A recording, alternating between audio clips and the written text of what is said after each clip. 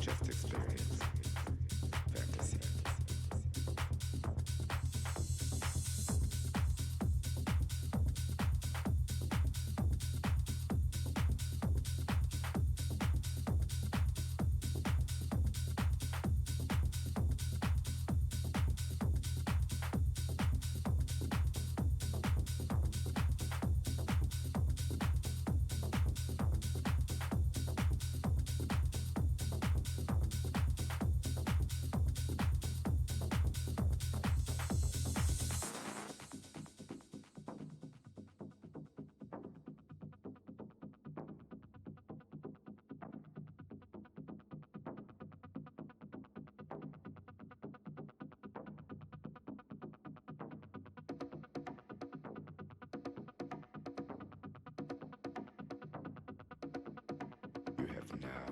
Just experience fantasy.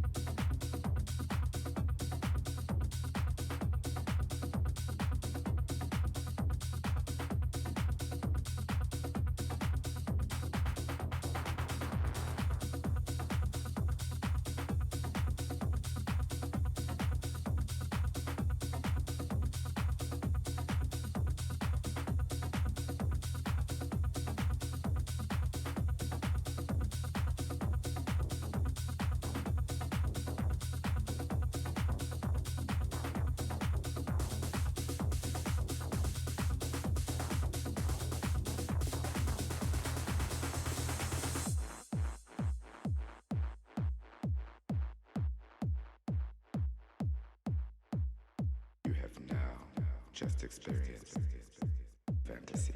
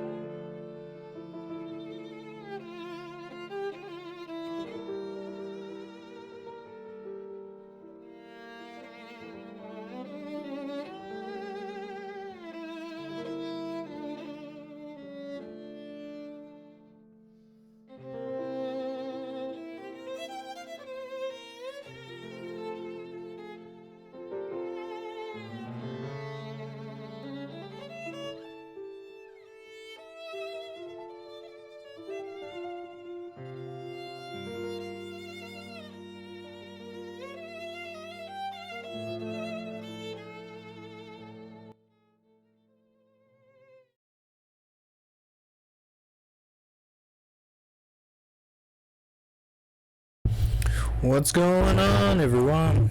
Alright, we're gonna try to get this thing rolling. Welcome. Thank you guys for signing up for the tournament. We're gonna have some fun. I'm just getting this match ready right now as I speak. So, bear with me just a second while we get this all good and going here.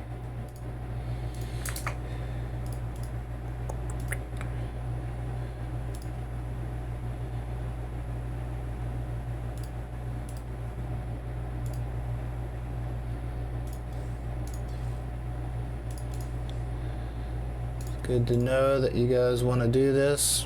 We'll see how this tournament goes. It is a little rocky. I didn't do the sign-ups the greatest, but that's okay.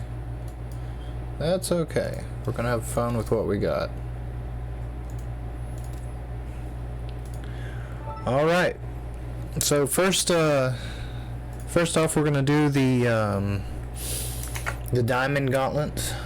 It's not gonna be the GMs, but it's gonna be the guys that's trying to be GMs. I'm just going to go ahead and start the finalization on the brackets. Unfortunately, not a whole lot of people signed up for the Diamond. Well, they did sign up, but not all of them showed up. It's the difference between signing up and showing up. So, we're going to start off this first match.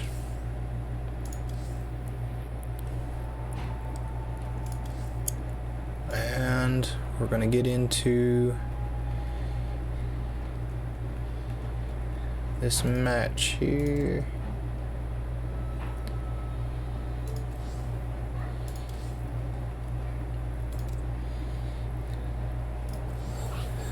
All right.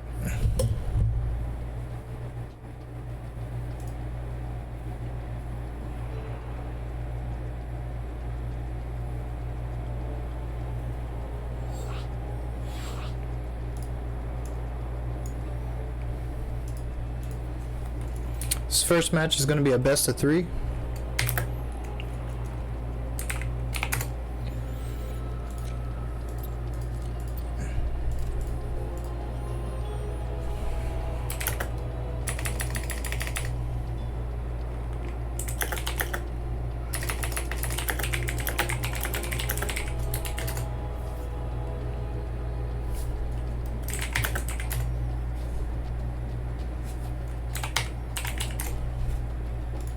I was doing some vetoes, just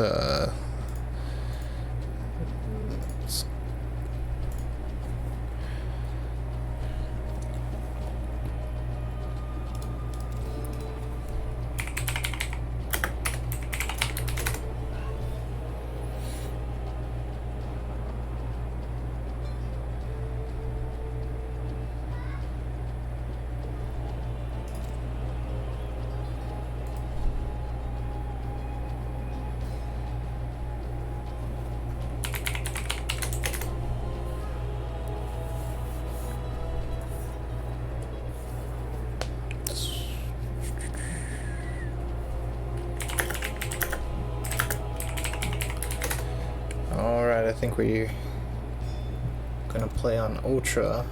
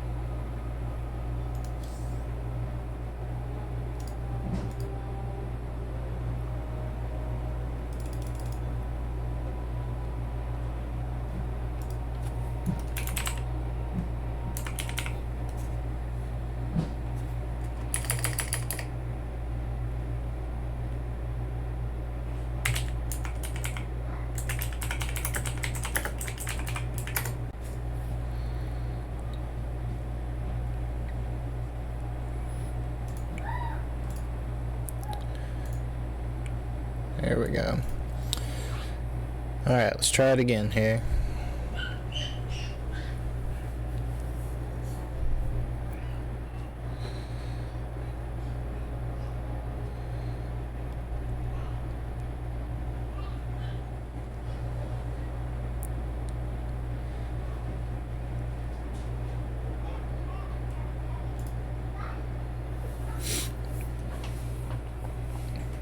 Let's go!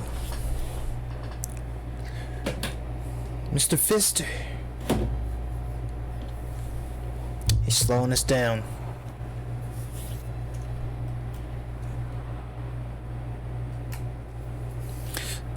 So, the first match is going to be a best of 3.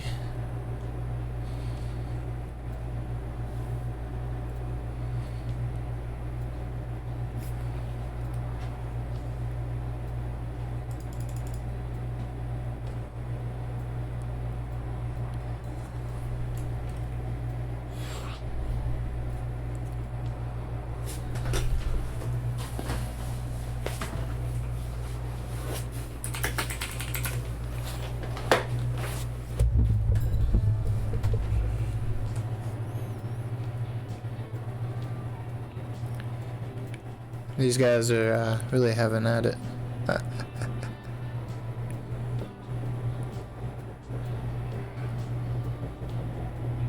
Register.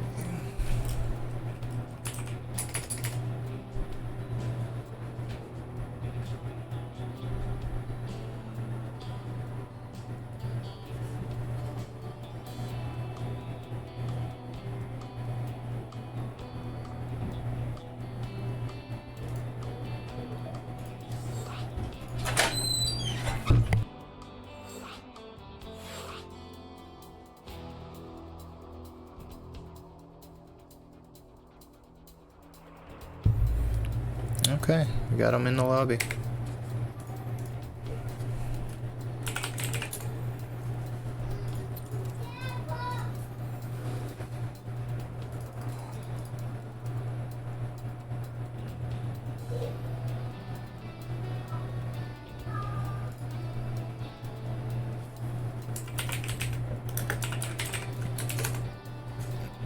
Alright, here we go. Starting with our first match, we've got a Zerg versus Protoss.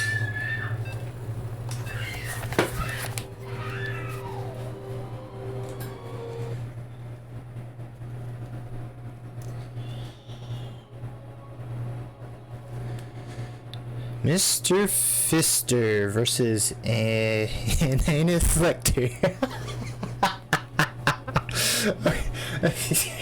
I mean, it's like a match made in heaven. I mean, can we disagree to that?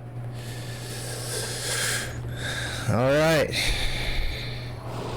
Here we go.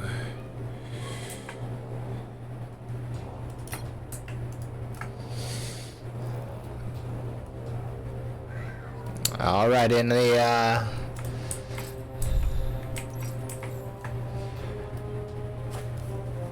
top right hand corner, we've got Anus Lecter.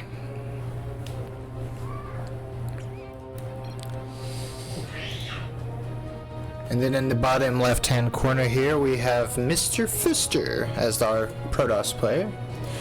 Looks like we're getting off to a relatively normal start.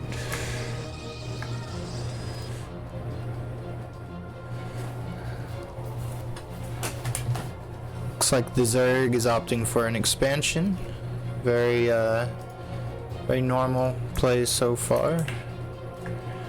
Got a probe going out on the map though. So, let's see what the probe decides to do here.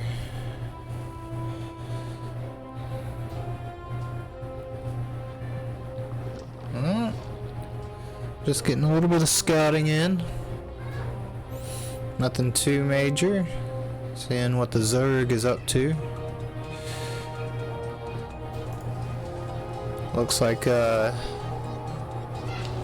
he's deciding to expand, and that's actually a pretty fast expansion, I believe, because usually you want to get cyber, right? Cybernetics? I could be wrong. I'm not sure. I'm not a Protoss player. Zerg looking like he's doing the normal Zerg shit. So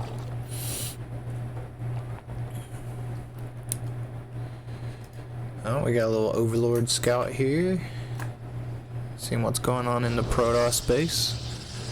Now, if I was these guys and I was playing in a tournament, do you use Pro 2020 replay overlay? I have no idea what that is. This is my first ever cast, buddy. You're gonna have to help me out here. Okay, so we got 2 gateways, warp gates coming. Oh, what's this? Got some Zerglings coming down here.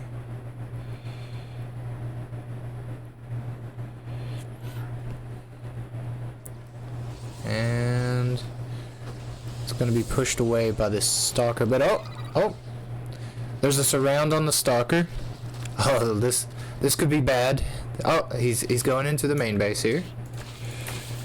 Get him improved probes.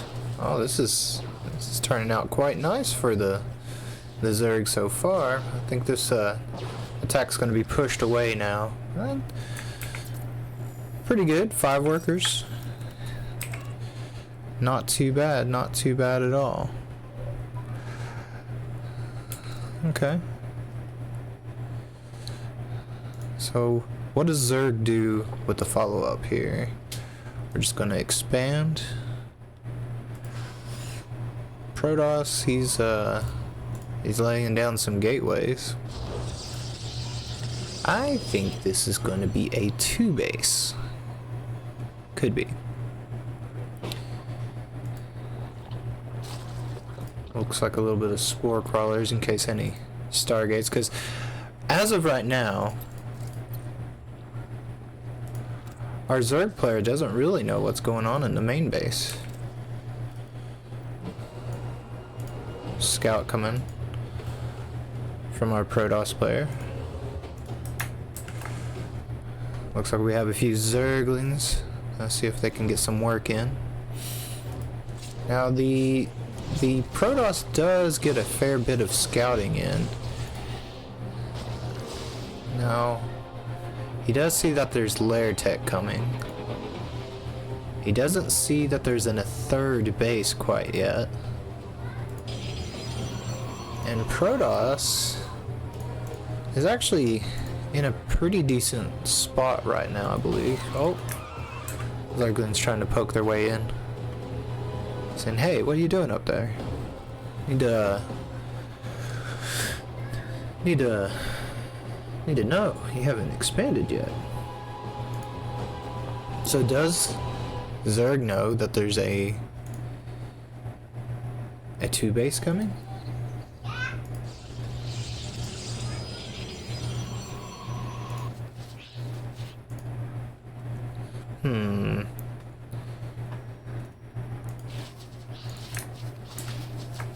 He does know that the Protoss hasn't expanded yet. Now, Zerg's opting for a 4th base. I don't know if he's actually scouted this attack that's coming his way. Oh, and he's going right by the Zerglings. He has no idea that this is coming. This could be trouble for our Zerg player here. Oh, now he scouts it. He scouts the attack.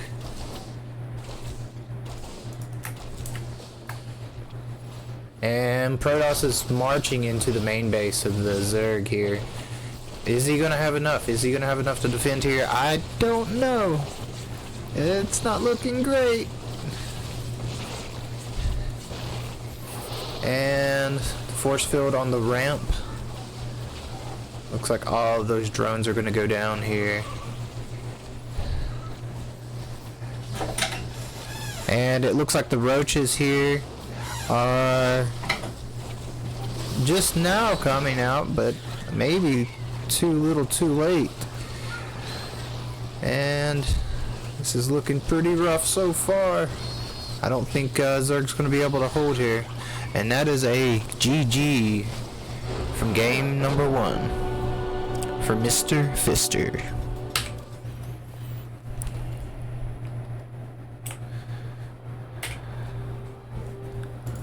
Alright. Not too bad. Not too bad.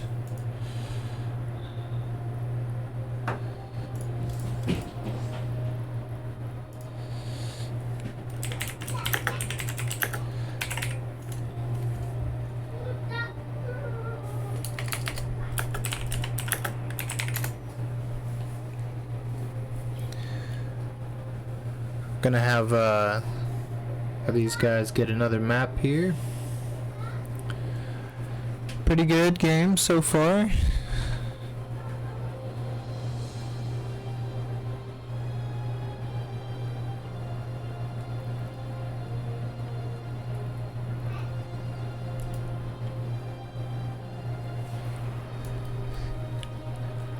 Ley lines.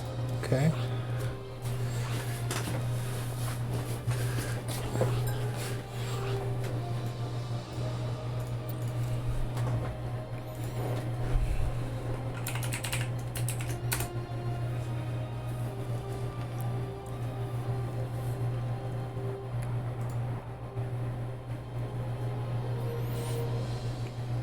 Alright, we're off into the next match here.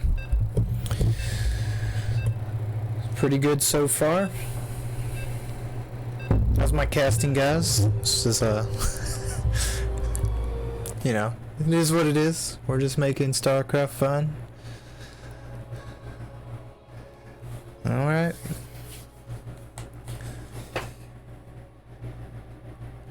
You know, I remember way back in the day when when StarCraft 2 first came out. I remember I used to play Protoss. I used to cannon rush all the time with Protoss. And I even remember it in StarCraft 1 back in early 2000s, late 90s. And it was always one of those things that was really fun, and never could really get away from that nostalgic time. But anyways, in the bottom left hand corner we have Inanus Lecter, and in the top right corner we have our Protoss player, Mr. Fister. So does Zerg change his style now that he knows that this Protoss could 2-base all in?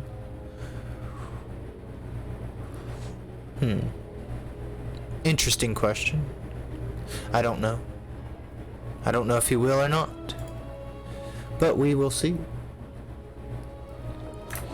I think Zerg really is gonna have to get some scouting in if he's gonna, you know, if he does pull another 2-base all in like that, then Zerg's gotta know. You know what I mean? He's just gotta see it. Now, he's just checking out the main base here.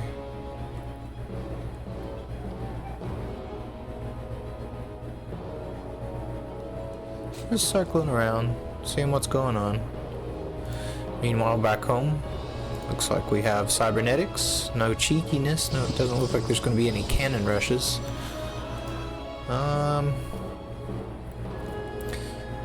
Now Zerg's just going for standard expansion, it looks like.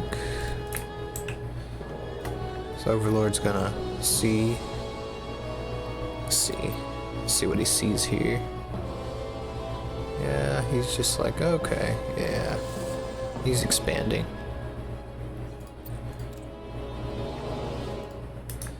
Now we do have a couple Zerglings out. Now, he's gonna catch that probe. I think, okay, Zerg's going for an expansion here. Going for the third. Everything looks very standard play so far. Worker supply. It's pretty even. So we're gonna have some scouting on the map. Now, what does Protoss do now? Does he do the same thing he did last game? And just 2 base? And will we see any adjustments from Lecter? Now, if I'm the Protoss player, you're already up 1. I mean, I personally, I think I'd do it again. You know, it worked the first time, why not? Now,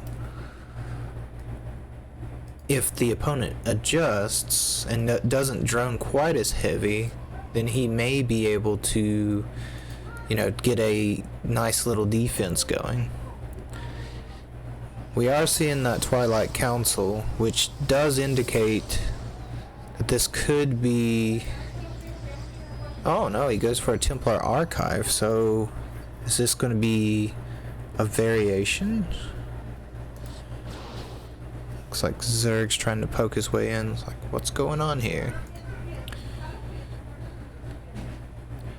Hey, what's up, Patches? Elite has not started yet. This is the Diamond bracket.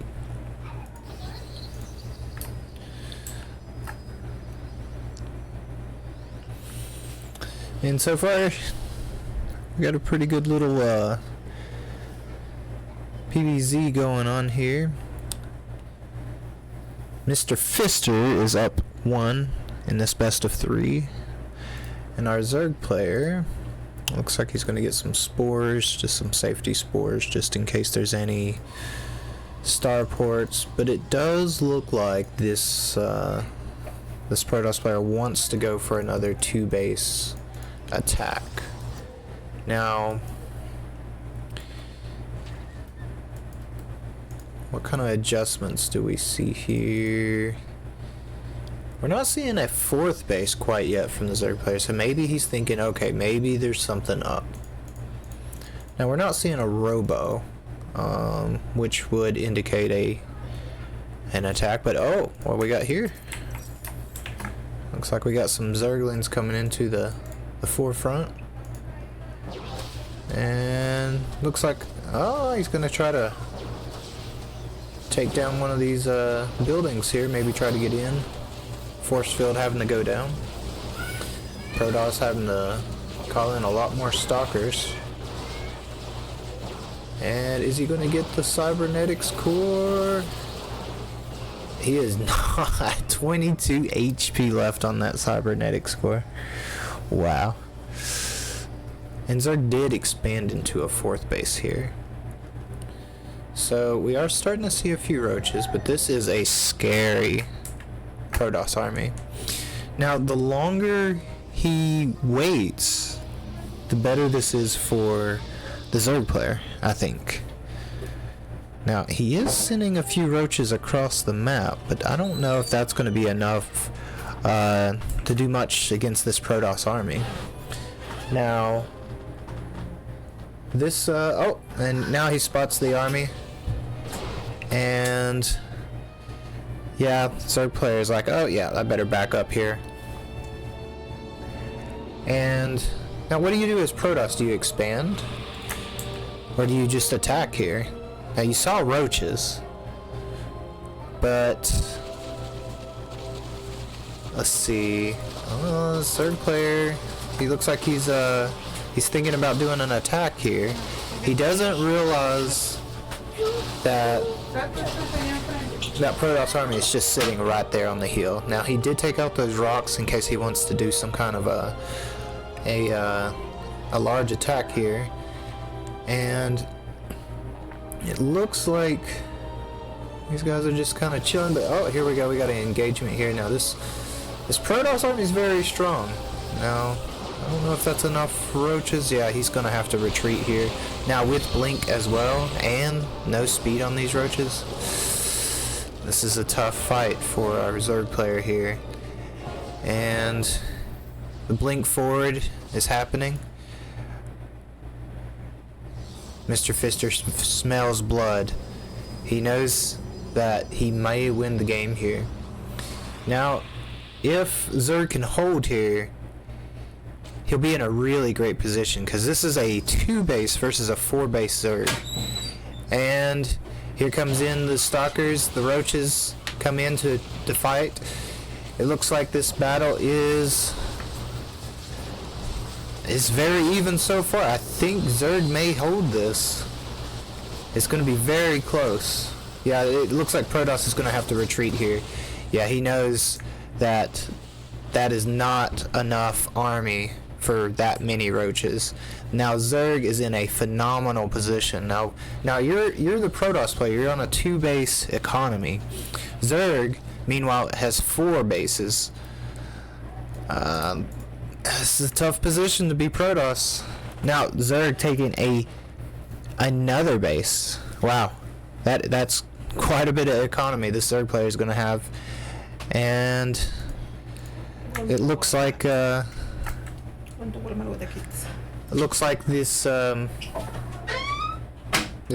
game is going to be close, or maybe not close at all. It's hard to tell. Now the blink back into the natural, interesting decision. It looks like he really wanted that cybernetics. He finally got it. Now, can Protoss hold here? Can Protoss hold? It's going to be tough here. Now we're deciding to retreat back. I guess this is just to get some more army built up. Now the supply difference is pretty heavy. We're looking at what, 50-60 supply difference between this Protoss and this Zerg player. How's our upgrades looking? Looks like we got a 0-1, and then we have 0-0 for Protoss. So Zerg is up on some upgrades, as well as he is on economy.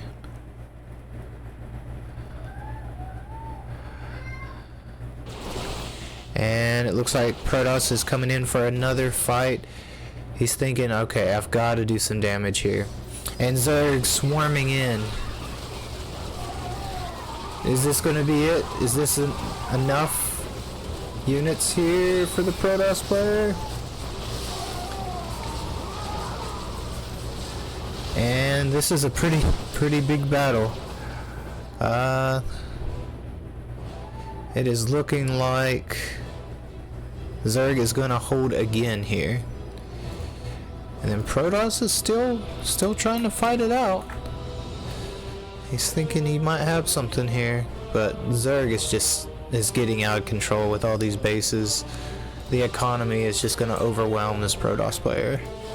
Now he is getting caught off guard. Those queens do go down.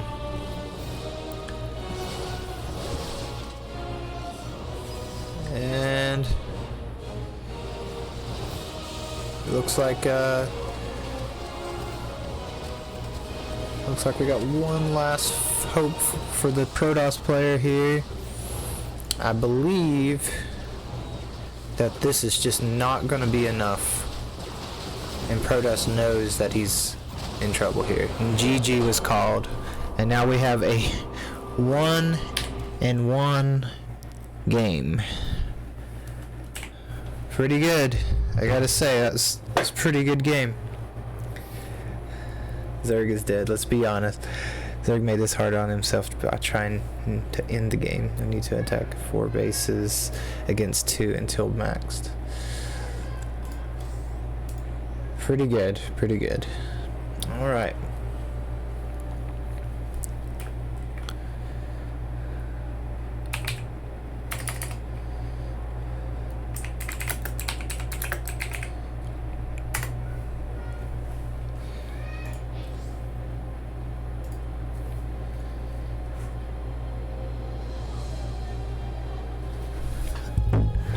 Alright, so just waiting on them to pick the next map. This will be the last match between the two. And it looks like, let's see here, we're going on to, let me find it here.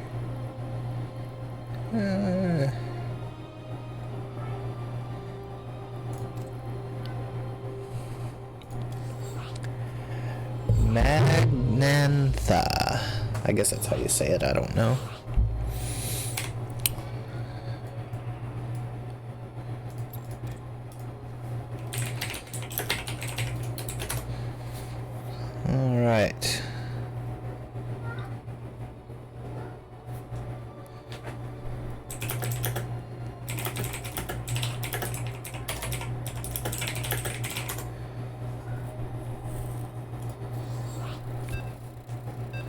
Alright. This is game point. Whoever wins this match will move into the bracket. And whoever loses is eliminated from the tournament.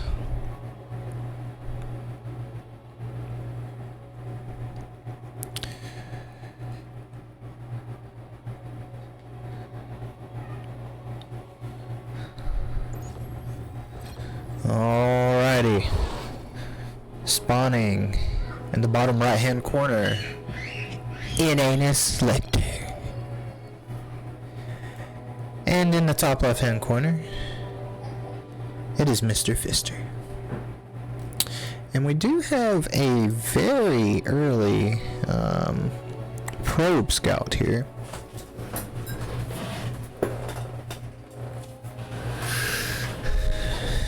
Do we suspect shenanigans? I think we do.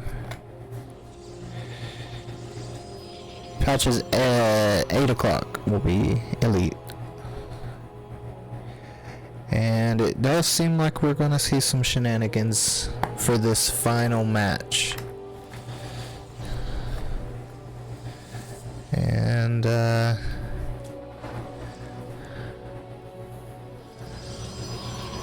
looks like we have 2 gateways, and Lecter does not know what's coming. He is all in.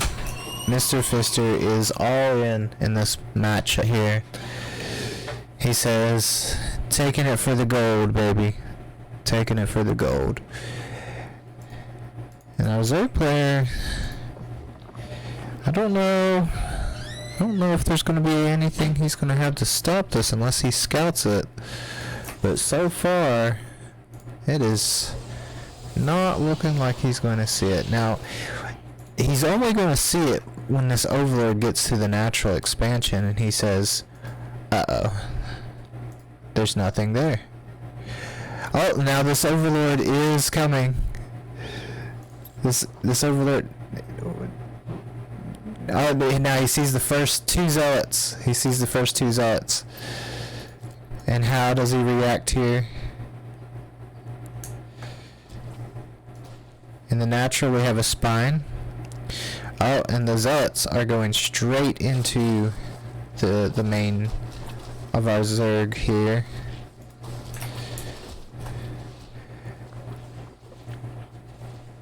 And that spine is going to go down. Now we're seeing another zealot come in here. The queen is going to help defend. But what we got going on at the natural? Looks like the Protoss is going to have to retreat a little bit here, and now he has reinforcements. Oh, this is such a tough position to be in for the Zerg. Does he hold here? There's no way he actually holds this, does he? This is crazy. This is just crazy. Now, he does have the spine in the main base. Now, I do think this natural hatchery is going to go down. Now he is moving the spine forward. I don't know if that's the right decision, but it's definitely an interesting decision. And the Zerg player is just barely holding on here. The spine, he's going to get a few hits in, and it's gone. And we just have more and more zealots coming into the main. Oh, this is tough. This is tough if you're Zerg. And the zealots, they keep coming in. And this is not gonna stop. Now, he is taking out these zealots.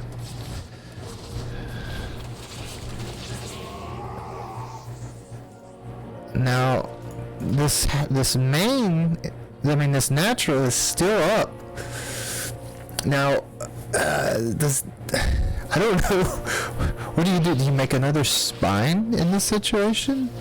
Now, Protoss, he says, we're not done yet. We're not done yet. And there's a pretty good surround with the Zerglings. Is it going to be enough? Is it going to be enough? One of the queens go down. And the second queen goes down, and then we have these Zealots back on the march into the main base of Zerg. Is this the beginning of the end after losing those queens?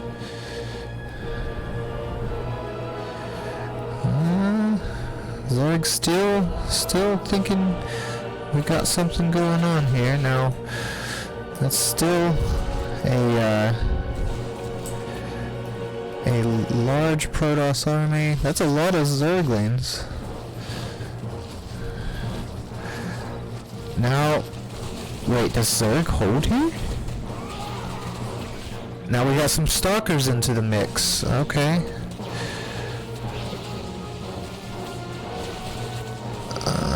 Okay. I think this wow, this is an intense moment for both these players here. I can't even tell who's winning. I feel like this is could go either way right now. So he does decide to send a few Zerglings across the map, maybe to get some economic damage going to the opponent. But Protoss, smelling blood, he's charging in again.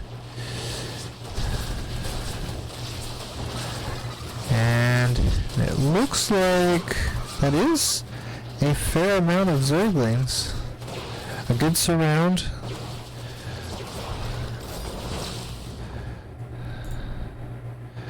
As the Stalker army is starting to build up. Now, there is still no speed, I don't believe. Let's see. Production.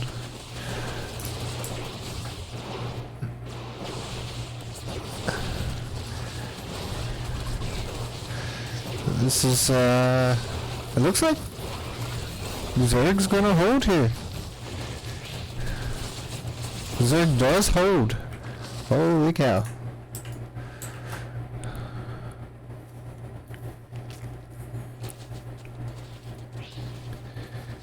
And I don't know. Oh wow. Congratulations, Lecter. Wow, what a game.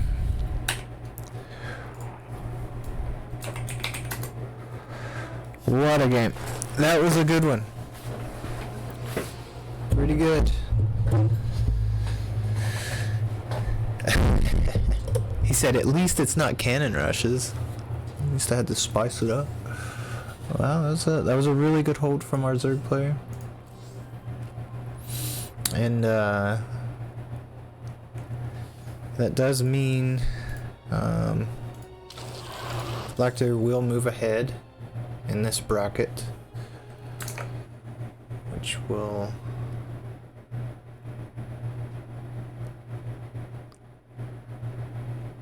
go ahead and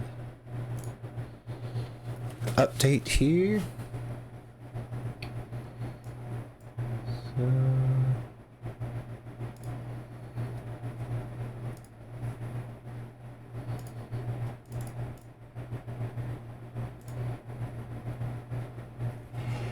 And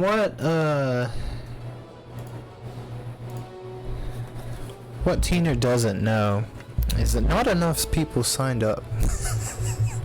So, technically, let me look here. I think Tina's gonna be our champion for this bracket because we did not have a big enough turnout. So congratulations to him.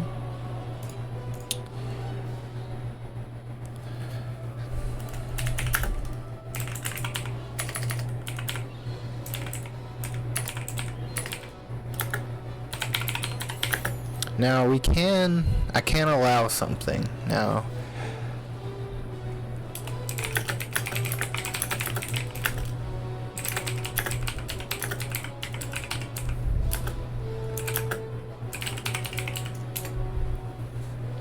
oh wait, hold on. We got one more. One more. Hold on. Y'all chill out.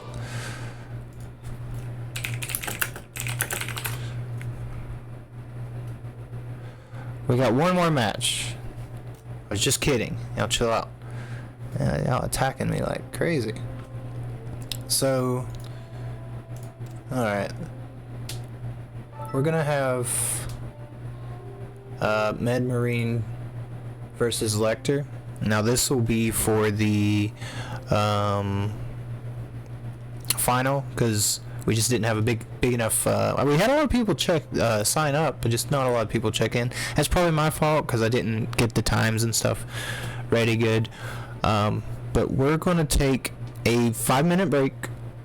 Y'all get your popcorn, get your drinks, and then we're gonna be right back, and then we're gonna get into another matchup, and this will conclude the diamond bracket, and we'll go from there.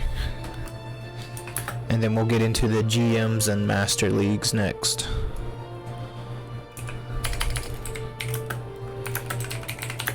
So we're going to come back in 5 minutes.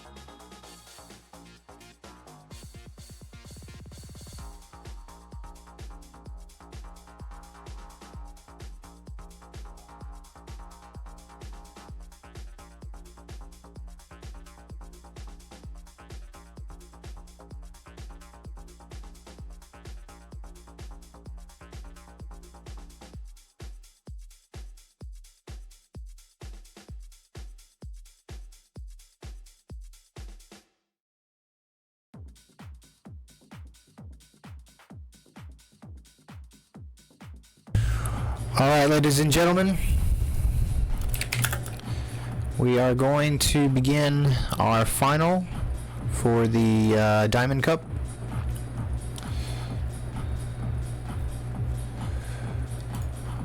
We're going to get these guys into a match here.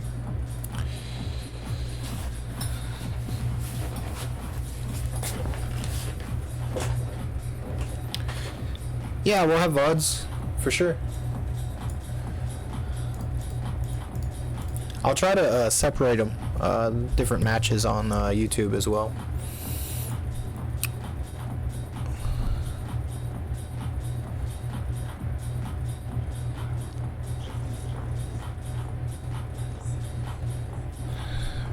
Players ready? This will be, we'll do a best of 5 on this.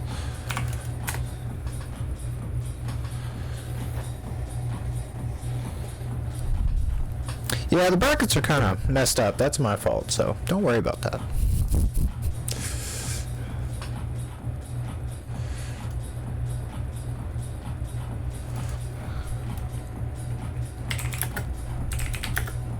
We might do a loser's bracket. We'll see. You know, whoever, you know, wants to stick around and do that, that's cool. I'm up for whatever. Alright, here we go. We got a ZVZ.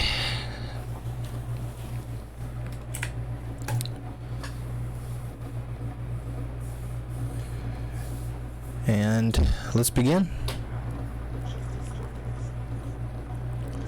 Lecter versus Med Marine. Alright. Now someone mentioned earlier about changing the thing. What was it? Options. Options.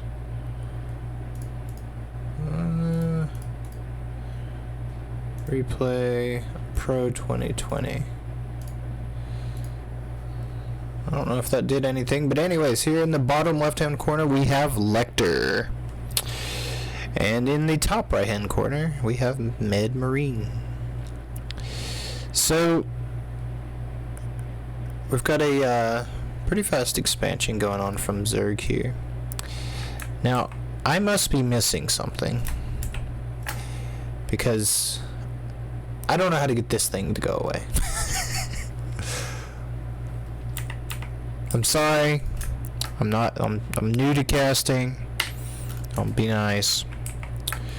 Now let's see what we got going on here. Now, hatch first, pull, and then a little bit faster hatchery from Med Marine.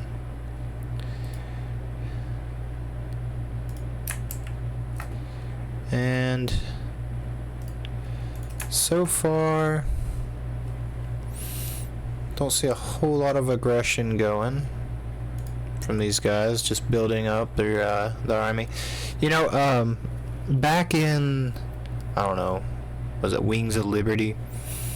The games would take so long to get going. I mean, you'd be 10 minutes in, you'd just be droning up your natural. Now, these games just go so fast. It's very interesting, because you couldn't switch strategies really quickly. Like you can now, which is cool. So he's just seeing what's going on here. What are you making? You got drones, you got Zerglings, you got Zerglings. I think that's what he's thinking. On the flip side, kind of the same thing. This Overlord's a little in danger. Okay, I was gonna say. Now we do have a bunch of Zerglings coming out here. Now, Lecter does see this. He has to see this. So, what does he do in preparation? Baneling's Nest, and it looks like he's making a few more Let's see. Now we got speed here already.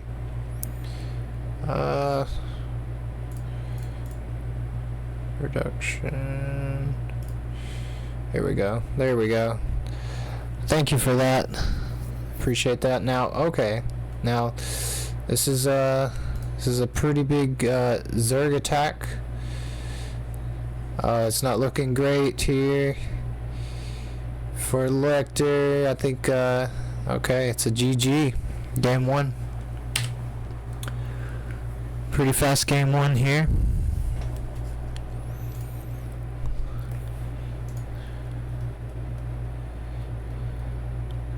Okay.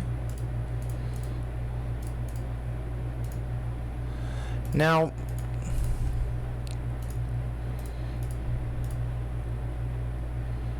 let's see. All right.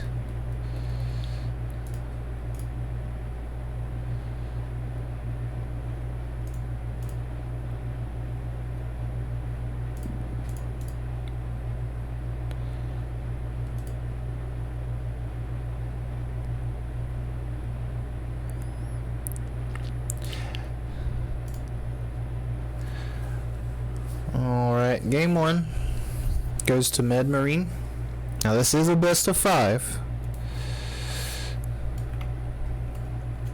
And I'm gonna do this. I'm doing a throwing this out here. We're gonna do an old school map.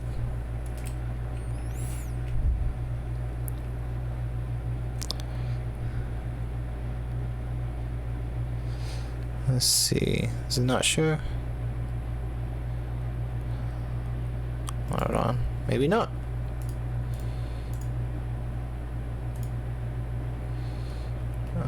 Let's see here.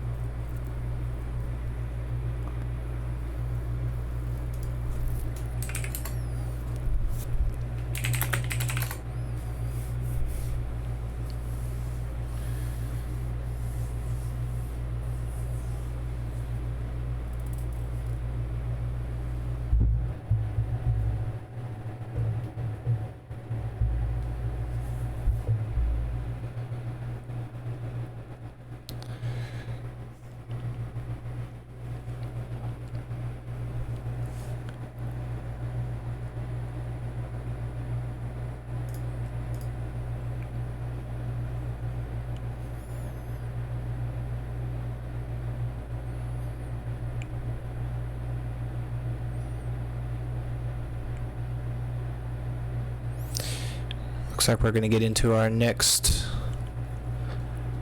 map. Waiting on. Do we have a bug? Are we bugged?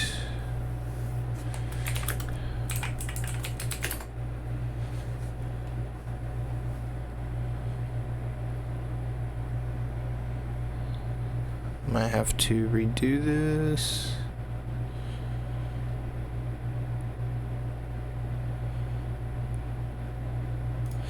Yeah, hold on.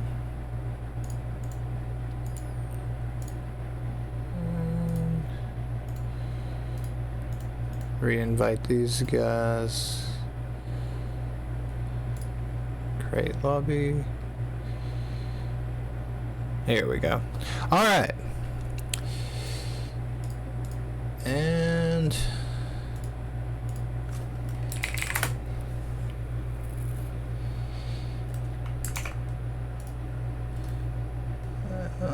let's see here.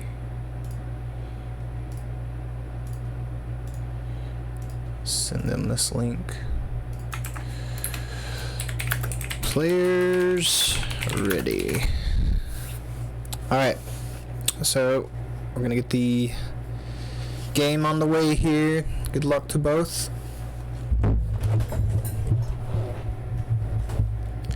So this is match 2 of this best of 5. So far, Med Marine is in the, he's got game 1. So, Lecter's got some catching up to do. Now, it is a ZVZ. Could see anything, you know.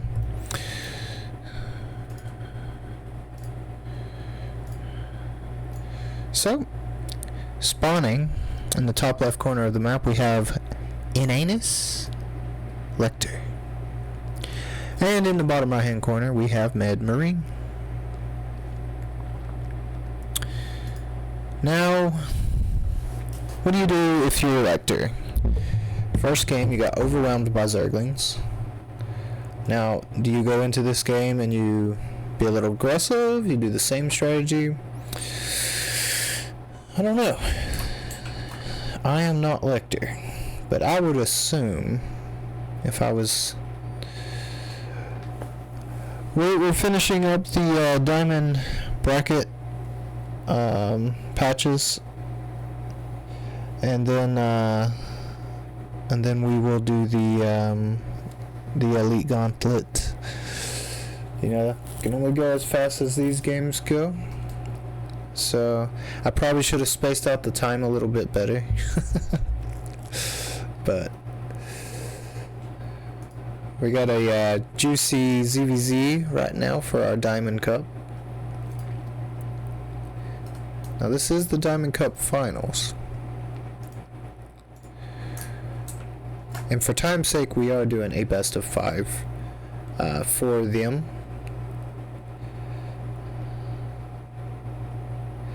And so far, production-wise, looks like Lecter is going pretty much standard. Same goes for Med Marine. Looks like Med Marine is looking like he wants to be a little bit aggressive, and Lecter is going to see this these Zerglings.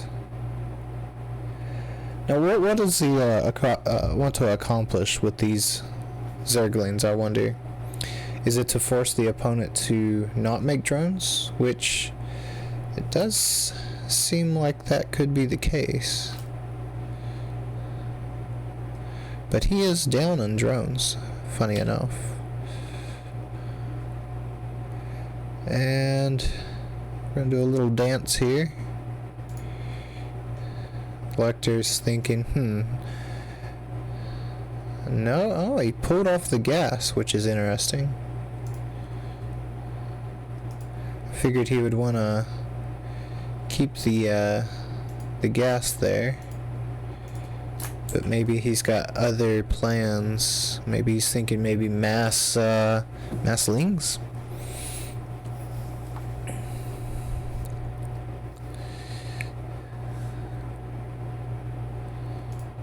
Okay, now he goes back to getting that gas. Now, Baneling Nest comes down. We do see a little bit of an attack here. Nothing super major, nothing super crazy. Oh, and we do have a third coming down from our Zerg player, Mr. Lecter, which is pretty interesting.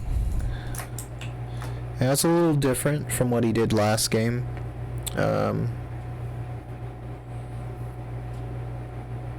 Maybe he's thinking to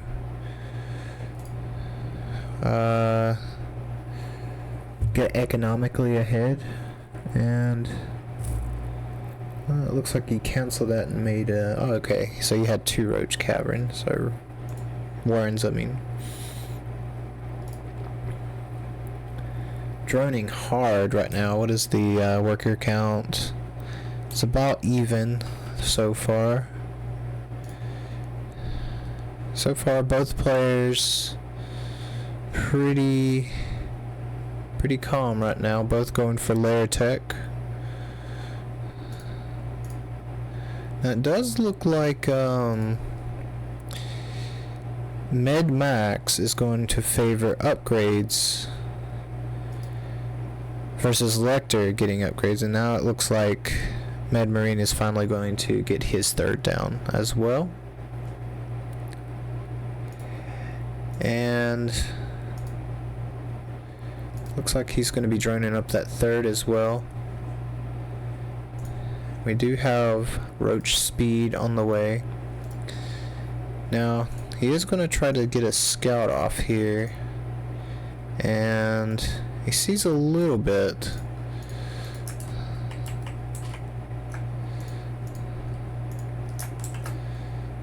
And he's going to try to cancel this third, which if he can get this third to cancel, that would actually be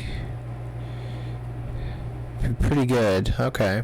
So he does get the canceled third. Economically, he's in a pretty good spot. Oh, I didn't even see this. We have a spire on the way.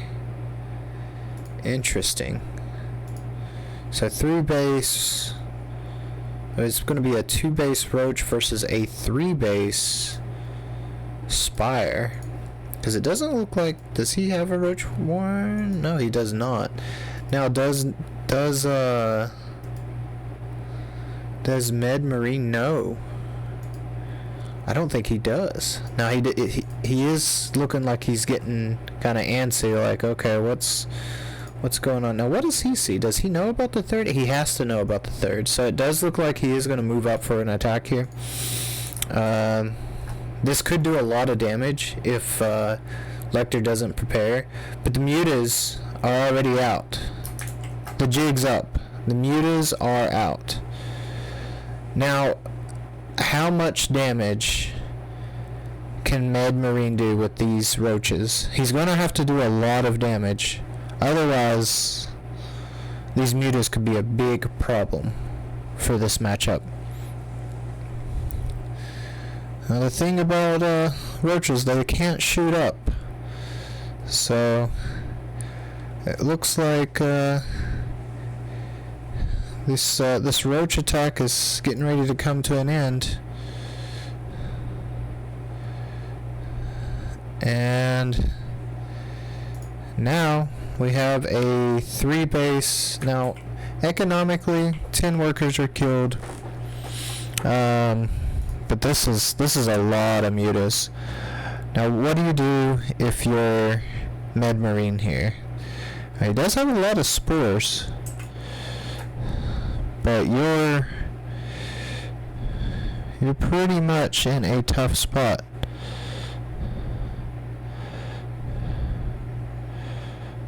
That's a lot of mutas. And it looks like Med Marine is going to tap out of this one. GG. Good game. That was a good play by Ender. So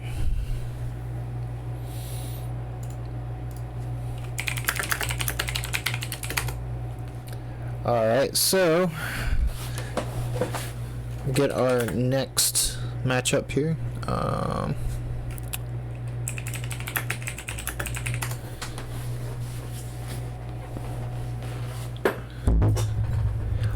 Oh, is the game sound not working? You should have said something earlier. That's my fault. Let me fix that.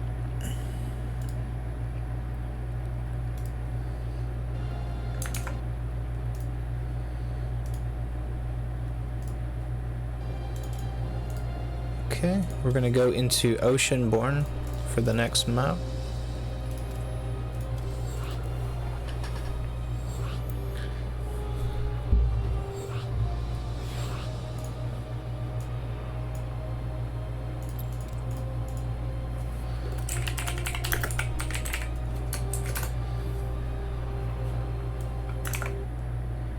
That should have fixed the sound problem.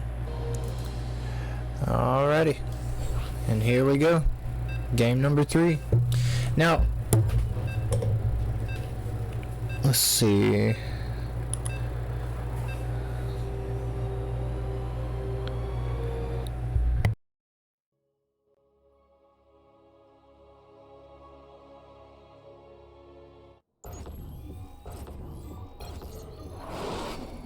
Now, in a best of 5, the first player to get to 3 games winning wins the series.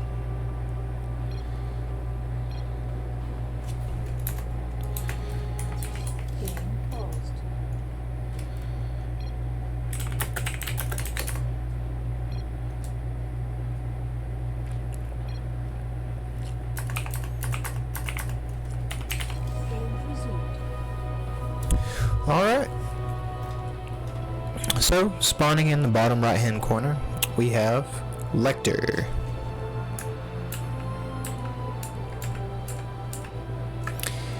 And changing it up this time for Med Marine, spawning in the top left hand corner.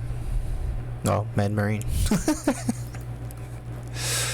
Oh goodness. Alright, so it looks like we're going for a standard opening here, nothing too crazy. Now, interestingly, we have not seen a Terran player in this series so far. It looks like Med Marine said, you know, I'm not really feeling Zerg, I'm going to play some Terran. We asked him, hey, are you sure you want to play Terran? He's like, okay, as you saw. So we're just gonna run with it. That's cool. And see what happens here in this TVZ. Now, I gotta say, TVZ is probably my favorite matchup to watch. You know, I think it's an interesting dynamic. But all of them are fun. You know, I like ZVZ. And you know, PvP. I haven't seen actually a whole lot of PvP. Now, what are we doing as the Terran? We're expanding. Just getting a little scouting going on here. Now, I remember back in Starcraft 1 in the Brood War days, you know, I never played competitive at all. I used to play the arcade, you know, the player made maps, and you know, funny enough, oh, there we go. That was a lot of what made StarCraft fun, and I'm a big believer in let's just make things fun. So like, don't take this tournament super serious, guys. We're just having a good time. So, you know, we're doing it for the honor. We're doing it for the glory. You know, if the time comes and something cool happens later on, then, you know, we'll deal with it. But for now, we're just going to enjoy the time we've got left with StarCraft 2. And we'll make the best of it. So, looks like Terran trying to get a little defense set up here. Zerg's kind of scouting around, seeing what's going on. And so far, pretty close to the same in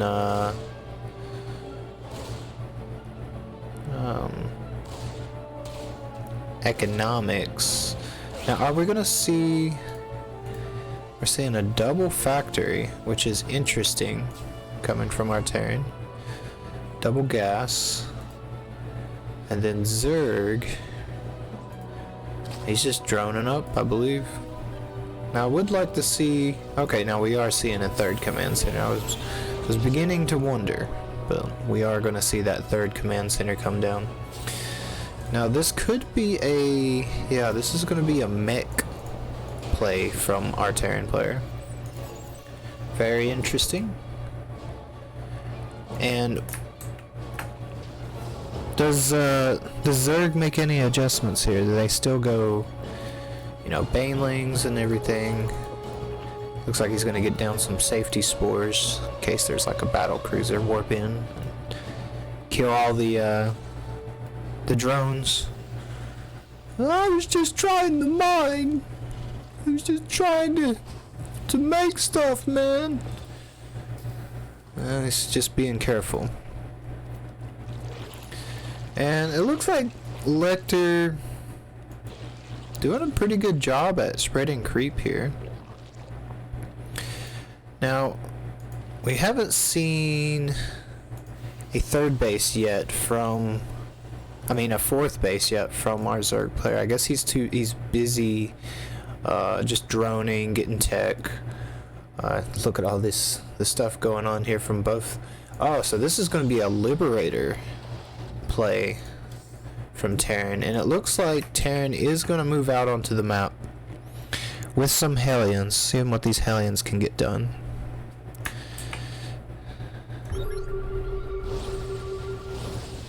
Now, he's going in, getting rid of a little bit of creep. Oh, we have some Zerglings. And creep is being rebuilt immediately. So the Hellions return home, thinking, nah, better not risk it. We did our job. But unfortunately, it was kind of in vain, as the Queens just immediately rebuilt everything. And it looks like Terran's getting to a third. Now, we are seeing another move out by Terran. Med Marine thinking, okay, I need to get back on the map. Need to start doing some damage. And again, clearing out these creep tumors. And then we have some Zerglings. Ooh, Blue Fang. That's going to be tough for Zerg to deal with. Especially with these Liberators coming in. I mean, not Liberators, but Cyclones. Queen's getting in position. Now, this is a big fight. I think this could go either way, honestly. I mean, this is, Med Marine is looking strong. Now, what does he follow up with here? We got some more factories on the way. I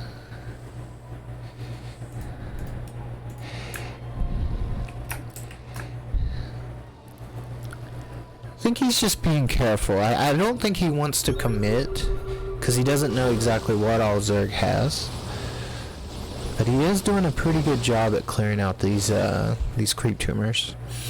You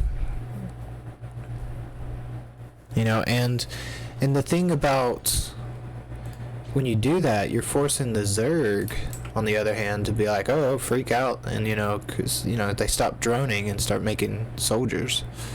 They just don't want to die to this army. Now, we do have a little battle going on here.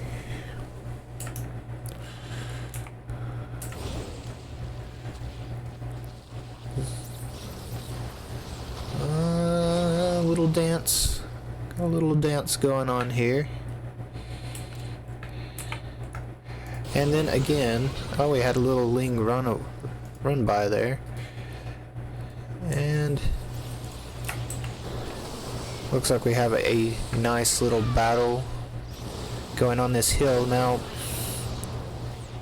with Cyclones, you got to be very careful to not let them get surrounded, because if they get surrounded, your army's pretty much over. You're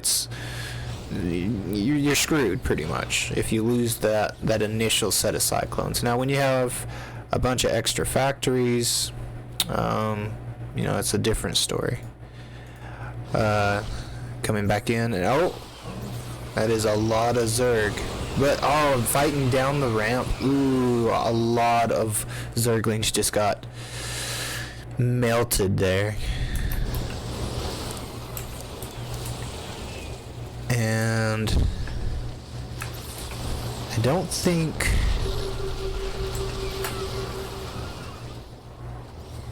he needs to be, he's committing a little bit, but I think he's got to be careful here, because Zerg could easily get us around on those Cyclones. And if he does, that could be disastrous for this Terran player.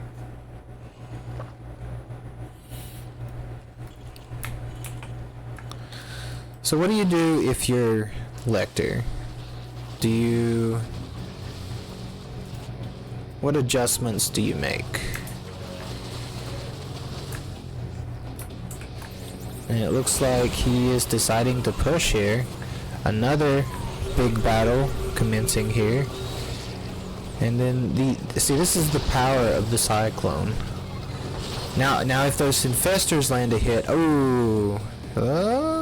he's got to be very careful here, because if those infestors get a hit,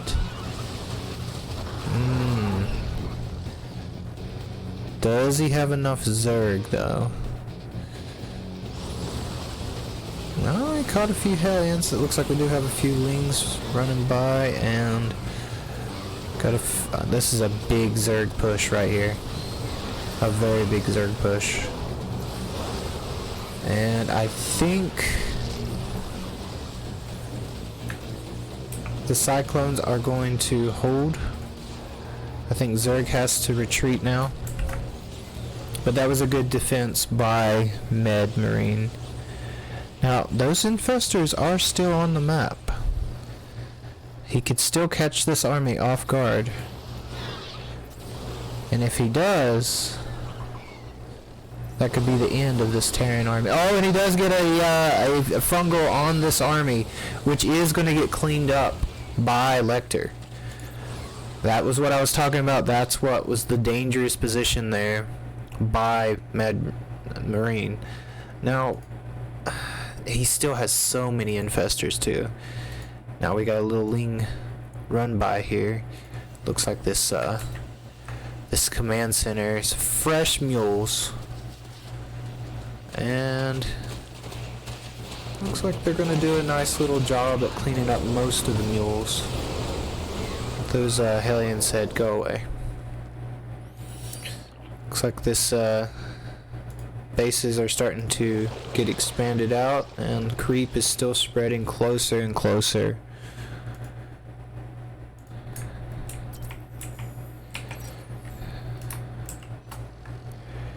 And it looks like the Hellions are going to come back in, do some more creep spreading denial, but that's still a lot of Zerg that's coming. That is a and then we may have a surround here if that fungal catches again. Oh goodness. Our Terran player is having some issues with these infestors.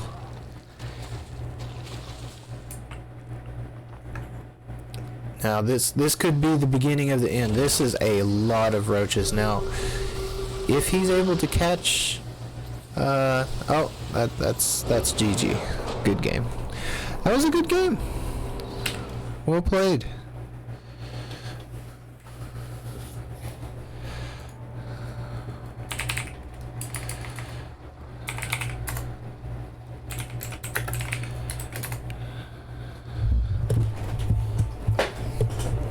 Alright, we're gonna get into the next match here.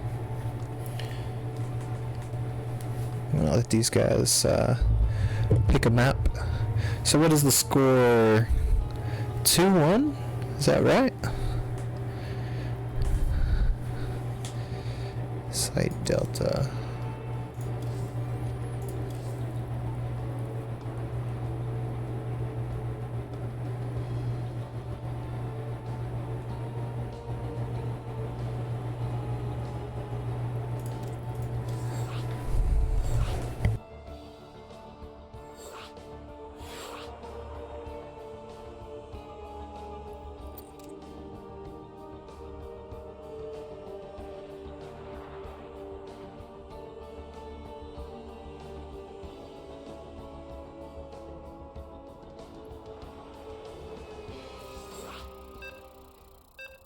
All right.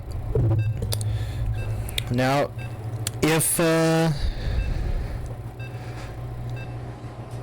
the score, I think, if I'm thinking right, is Med is what, 1 and Lecter is 2. So if Lecter wins one more match, he wins this tournament. And Med is going to have to come back here if he wants to stay in this fight. So spawning in the top left-hand corner, we have Med Marine. And spawning down here in the right hand corner, we have Lecter, which is doing pretty good. He had a nice fungal on those liberators. It was a good catch. And I was thinking, oh man, if that gets caught, it's going to be some trouble. And I think he was right, Ruin. I think he did need some tanks. So what do we see in this ZVZ? Do we see any super fast aggression? Looks like both players opting for a fairly fast pool. Actually, Lecter opting for a super fast pool, in fact.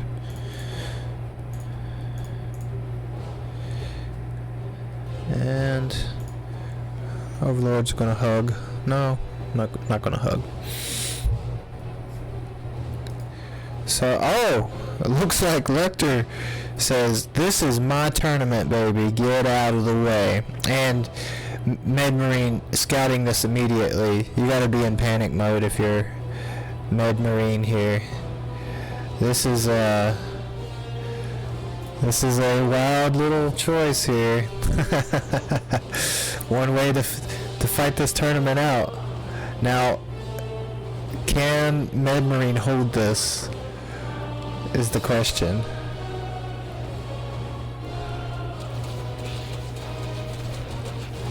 And it looks like I don't even know. No, it does not look like he's gonna hold this. And we have a GG. So now we have a even score. Wow, what a fast match. Good game. Okay. Alright, it's gonna be the last one. Last one here.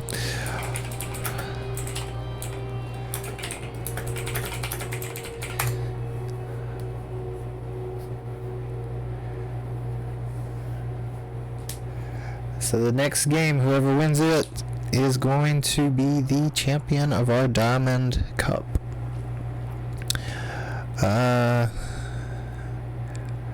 What map are we going to go to, guys? Where are we going to next?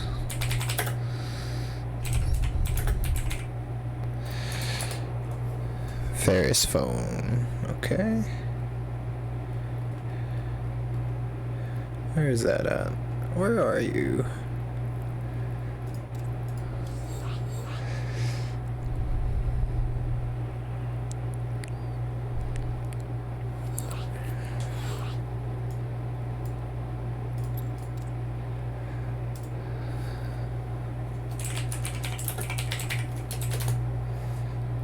Alrighty, here we go.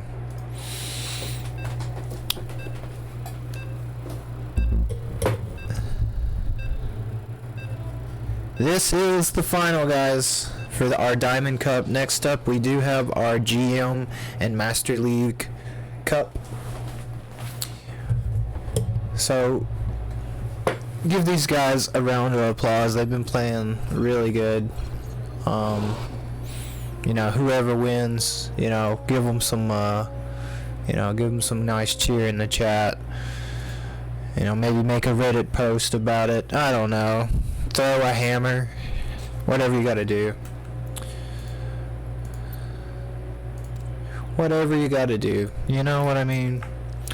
Back in the Brood War days, there was no thing like with live streaming, or at least it wasn't really popular. I don't think many people had the capability of doing it, so it's really cool when you think about it that you can just live stream matches. And I used to do the go to the church and play with all the guys with Call of Duty and stuff back in the heyday, back when that was a big thing. It's so cool to have you guys here and watching and turning out for this tournament. I really appreciate y'all. Just wanted to let y'all know that. And back to our game here, we have Med Marine in the bottom left-hand corner. And then in the top left-hand corner, we do have Lecter. Now, Lecter went for a pretty ballsy move. He pulled the boys, pulled the drones, pulled the aliens. In that last match, he said, I want this tournament to be over with. But Med Marine said, no, not so fast. Well, we still got another game to play. So, I do think the style difference is very interesting. Now, we're going no gas. This is interesting from Lecter.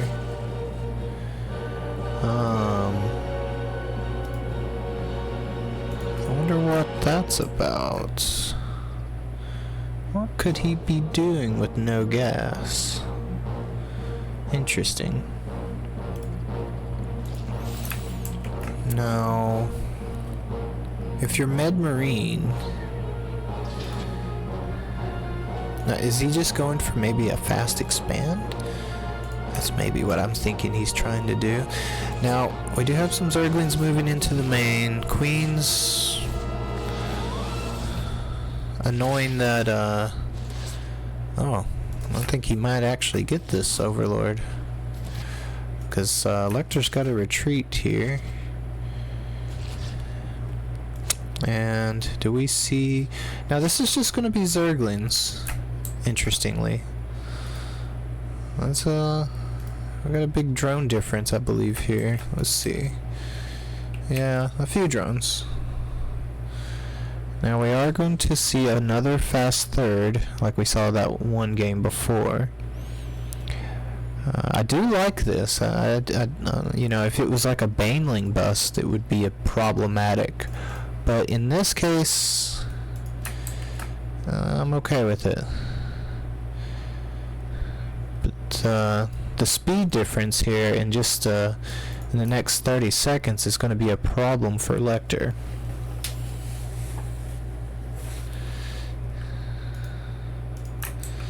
Because that is a lot of Zerglings.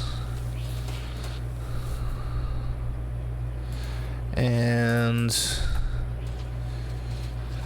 we are going to see another little swoop around here. Going to get some of the... Maybe get a queen here. Oh, maybe, yep, got a queen. And very nice. Now this third is going to get cancelled. That's just too many Zerglings to deal with. Especially when you opt from going gas. Ooh, now we're going to see a Baneling bust. This is a big moment, guys. This is a huge moment. Oh, he cancelled the spine. He really could have used that spine. I mean, this could be very devastating right now. I got you the protection, sorry. Now here comes the Bane bust. Oh man, and now does... Oh gosh. I think this is it. I think this is gonna be it. What does he have to defend with? This is crazy. Is Med Marine going to take it right now? He said, this is my match. This is my match. We got one roach. I don't think that's going to be enough here to deal with this many Zerglings. And that is the series. Good game. Congratulations to Med Marine. Well played, fellas. Well played.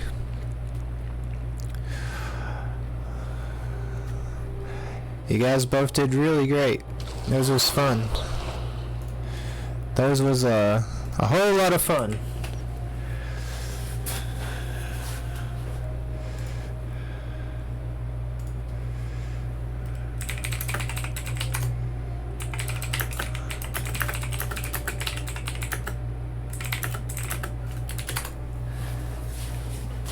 Alright, so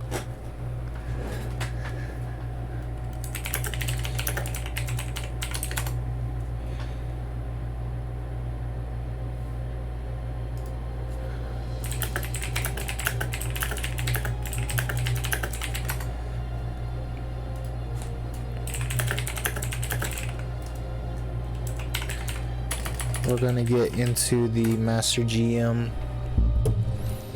bracket next. Alright. How many of my GMs out there and Masters?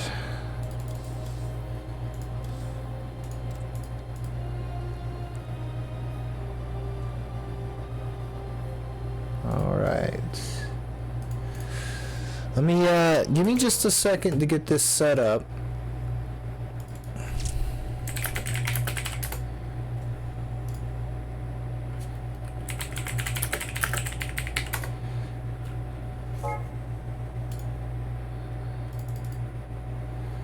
Let's see here. I don't know what that noise was. Very interesting noise.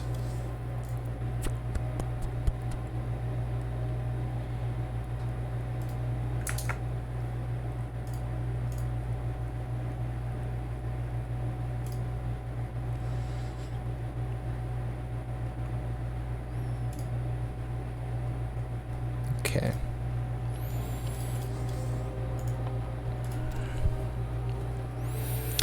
I'm gonna get my GMs and stuff ready for this bracket.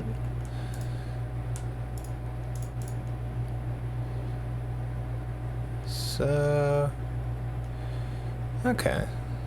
I got 4 participants that's gonna be doing the GM Master bracket. Did anybody not get checked in before I confirm this for the GM Master bracket?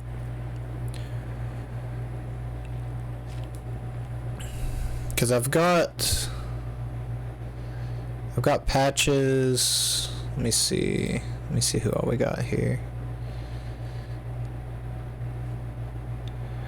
Okay, I've got Eon, Sympher, Patches, Woozer. Am I missing anyone? Teardrop. I don't see you, Teardrop. What is your name different on the brackets?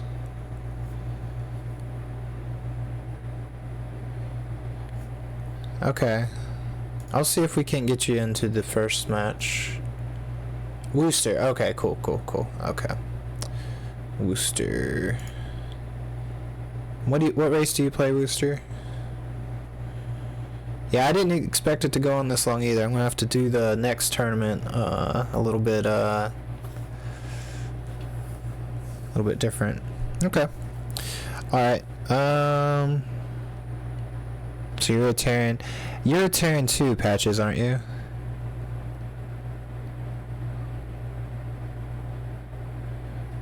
Yeah, this is my first tournament, so y'all, know, just bear with me. It'll get better. I'll get better. I'll learn. Yeah. Okay, your turn too. Okay. We could do Wooster versus Eon. Let me see if Eon's ready.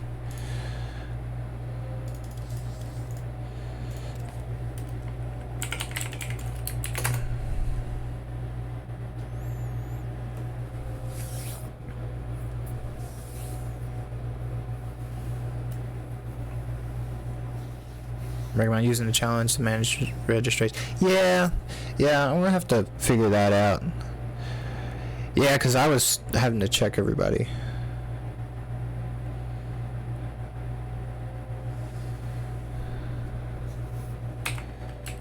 Oh, okay. Eon says he's already in a game? What? Who's he playing? He might be playing, oh, okay. Okay, Eon and Insects started playing their match. Okay, cool. That's fun. Alright, so what we'll do you, Patches, and Uzar. So, where you at? Invite.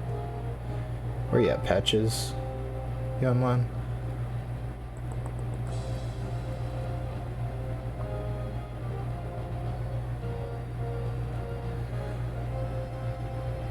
Alright, cool. That's cool. I'm gonna update this.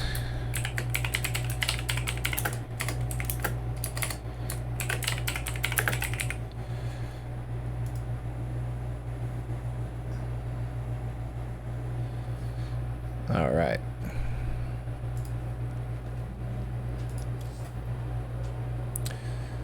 So, how you guys liking the matches? You guys, you like this format? You know, it's a little bit relaxed. I'm just chilling. I need a codecast here. Kind of feel awkward talking by myself. It's cool. You guys are cool too. Talk to. You know, it's just my voice and my thoughts. That can be scary, but you know, it is what it is. There's Patches. All right. Cause, yeah, a co-caster would be dope. I mean, if any of you guys want to cast with me, I'm gonna try to start doing this. Try to maybe start doing this into a weekly, maybe bi-weekly thing, and just have some fun, do some tournaments. Throw a hammer once in a while. Hold a chicken.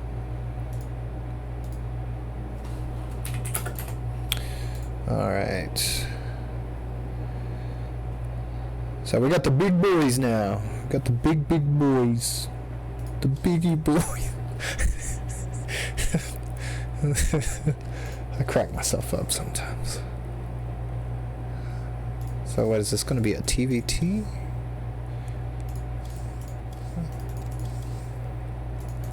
Okay. Hold on. Let's see. Who didn't show up for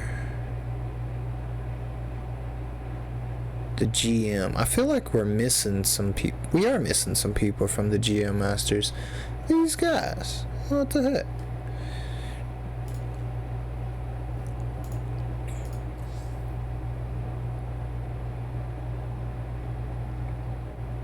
That's fine. It's all good.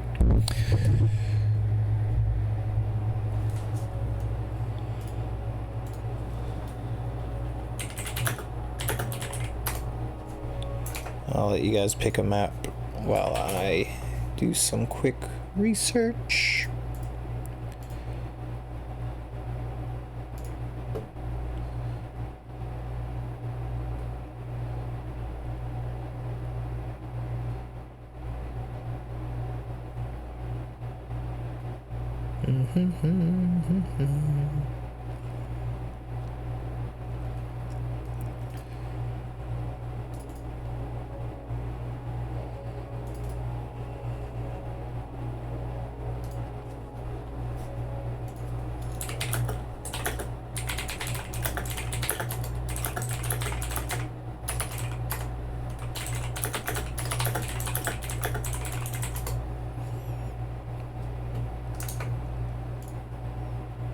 Alright, so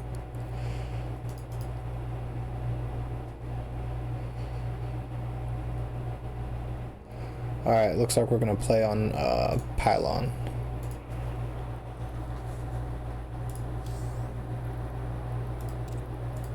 Alright, cool.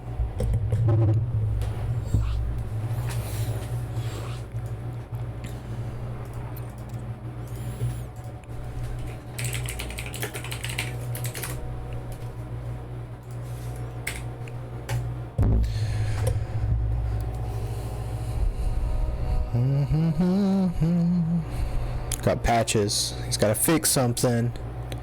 Oh my gosh.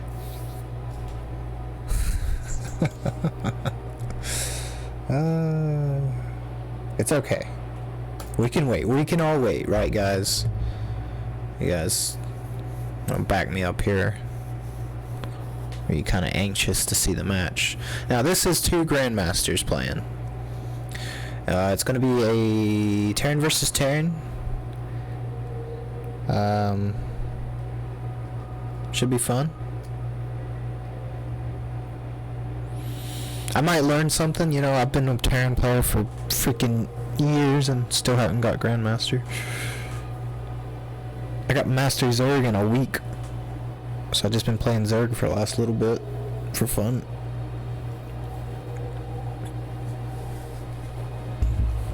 I had that Neuro show match. I don't know if any of you guys watched that. Got my ass whipped. But the videos was fun to make. I will say that.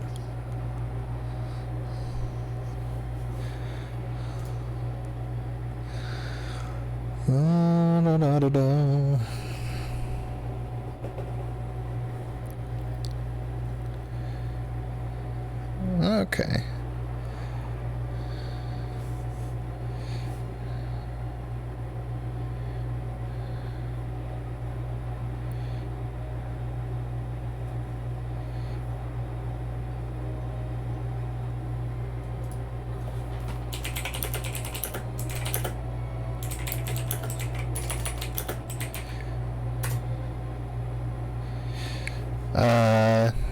Tell him to send me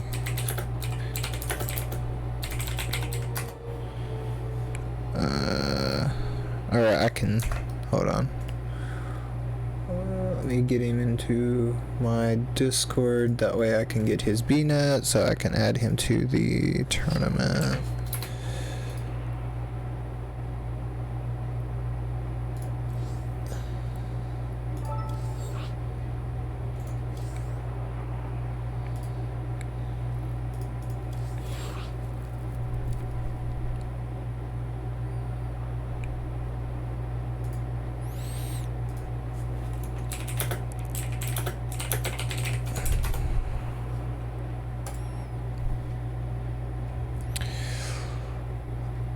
Alrighty, here we go, guys. TVT, Grandmaster versus Grandmaster. Let the chaos begin. What will we see from these high-level, intelligent players? Both top 90 in North America.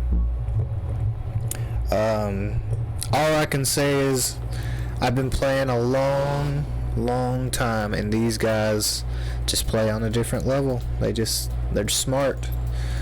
They know what they're doing. And let's go from there. And spawning in the top left hand corner of the map, we have Patches. And spawning in the bottom right hand corner, we have Teardrop. Now, TVT is always interesting. I always used to have a really good understanding of Terran versus Terran, and it will be so fascinating to watch what these guys do. And the style difference, there's so many different ways to open TVT. You can go gas first, you can go double gas. It looks like these guys are going both for double gases in this matchup. You know, what do you do from here? You know, we do have a little SCV scout. And are we gonna see Reapers? What are we gonna see? Drops, tank sacrifices, mech bio. What are these guys gonna throw out? Now this is Grandmasters. You gotta remember, these guys are Grandmasters. So there's mind games right now with this little SCV. There's something ticking, like, okay, what's up? What's going on? Now it does look like both players are opting for Reapers. And looks like we got a factory here and a factory over here. Now it does look like Teardrop's factory is a little bit quicker, and we are going to see this first Reaper on the map. Gonna go and say hello. And both Reapers meet. They give each other a little kiss. One jumps on the high ground. Oh, this is not good for... Okay. It was a nice save. Saved the Reaper. Now, if he would have lost that Reaper there, that could have been devastating. Because any little thing in the early game in TVT can change the dynamic very quickly. It doesn't take a whole lot.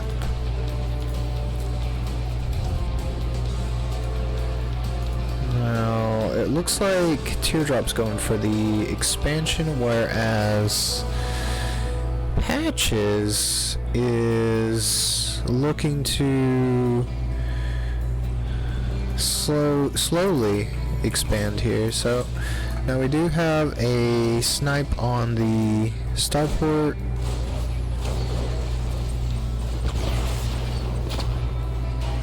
Lost a Reaper, killed a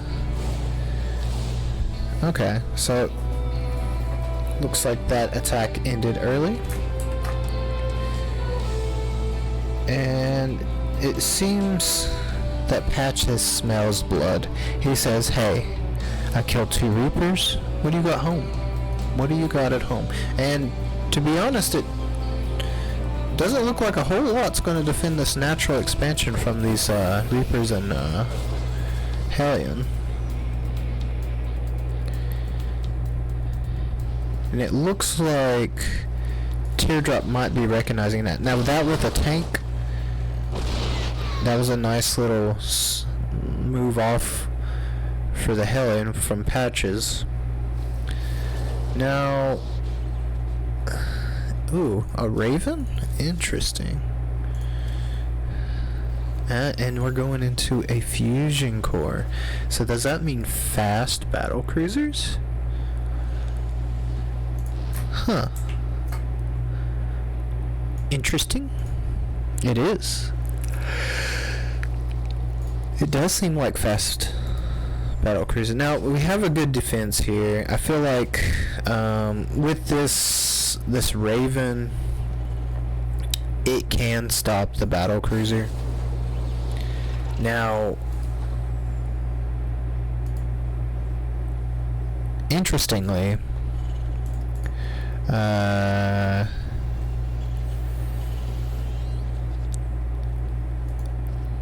it's just going to depend if the battle cruiser can get off the Yamato cannon really quickly. Now we do have a Reaper run by here. He does scout the Raven, so he does know it's there. And battle cruiser is operational, and oh, right into the main base. He says, "Hello, how you doing?" Takes out the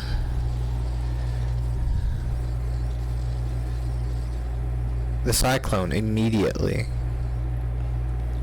And so where do you go from here?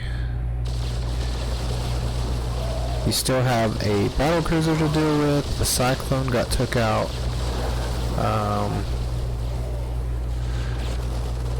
And this battle cruiser is just getting kills, man. I mean, he's a murderer. Cold-blooded murderer. He's doing a lot of damage there. Now, he is going to send down a mule to repair it. That's interesting. So, I guess you have to make another Cyclone, right? To deal with that. Third base coming down from Patches. Now there's 2 battle cruisers. That's a kind of a problem. And he does Yamato the Cyclone. This is getting to be a problem for Teardrop, because he's losing a lot of army while Patches is not. Okay, that was a good Good little dodge there. Is this the hero Cyclone? This Cyclone is so close to death. And one battlecruiser does go down. So I think this is the end of this attack from Patches. And Patches said, I did some good economic damage. Now he doesn't have a whole lot of production behind this. He's going for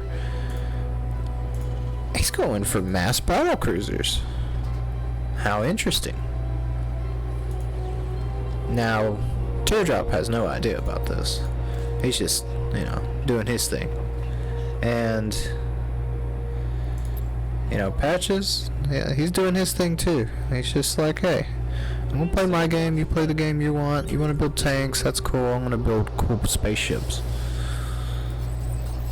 And got a nice little defense set up here.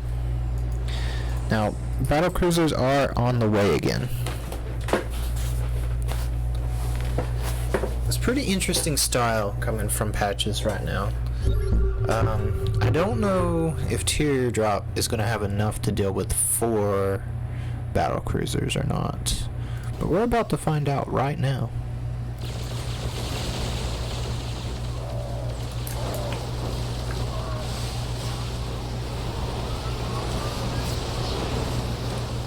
Vikings doing some pretty good damage.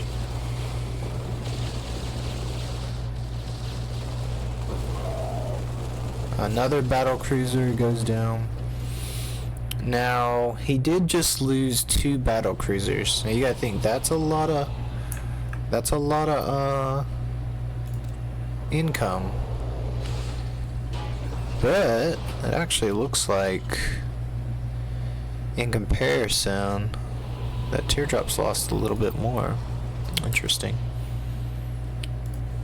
So, do have both players expanding quite a bit, and it looks like Patch is just going for more battlecruisers. He says, I don't care, I just won't make battlecruisers, dude. Teardrops, that's okay, I'll make Vikings, and I like the smaller spaceships. So it does look like Teardrop is tired of getting attacked, and he wants to do a little attack of his own. Pushing up to the 3rd base of our Terran player here. And it does look like these Vikings will find a target.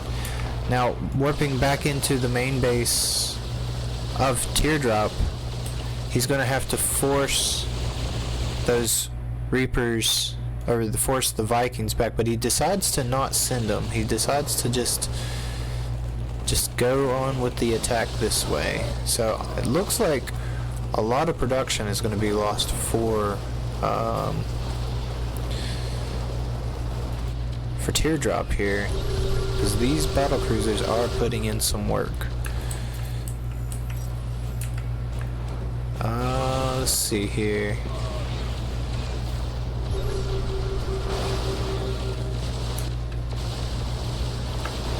Both players opting for possible base trade scenario.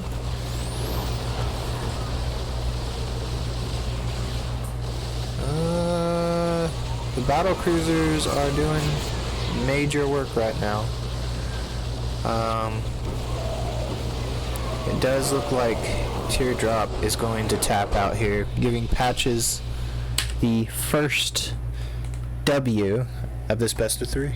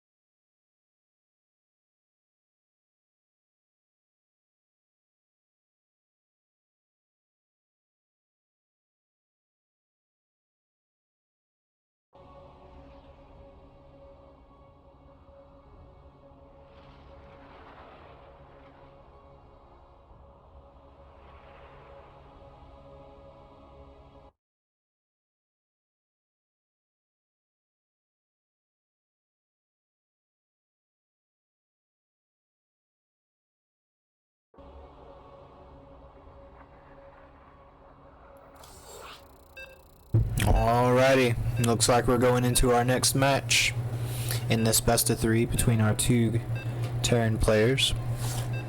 The last one was pretty interesting. The battle cruisers did have the edge. A little tank heavy from Teardrop. I think now going into this, he now definitely knows kind of what Patches is going to be up to as far as his style in this TVT. We'll see how he responds.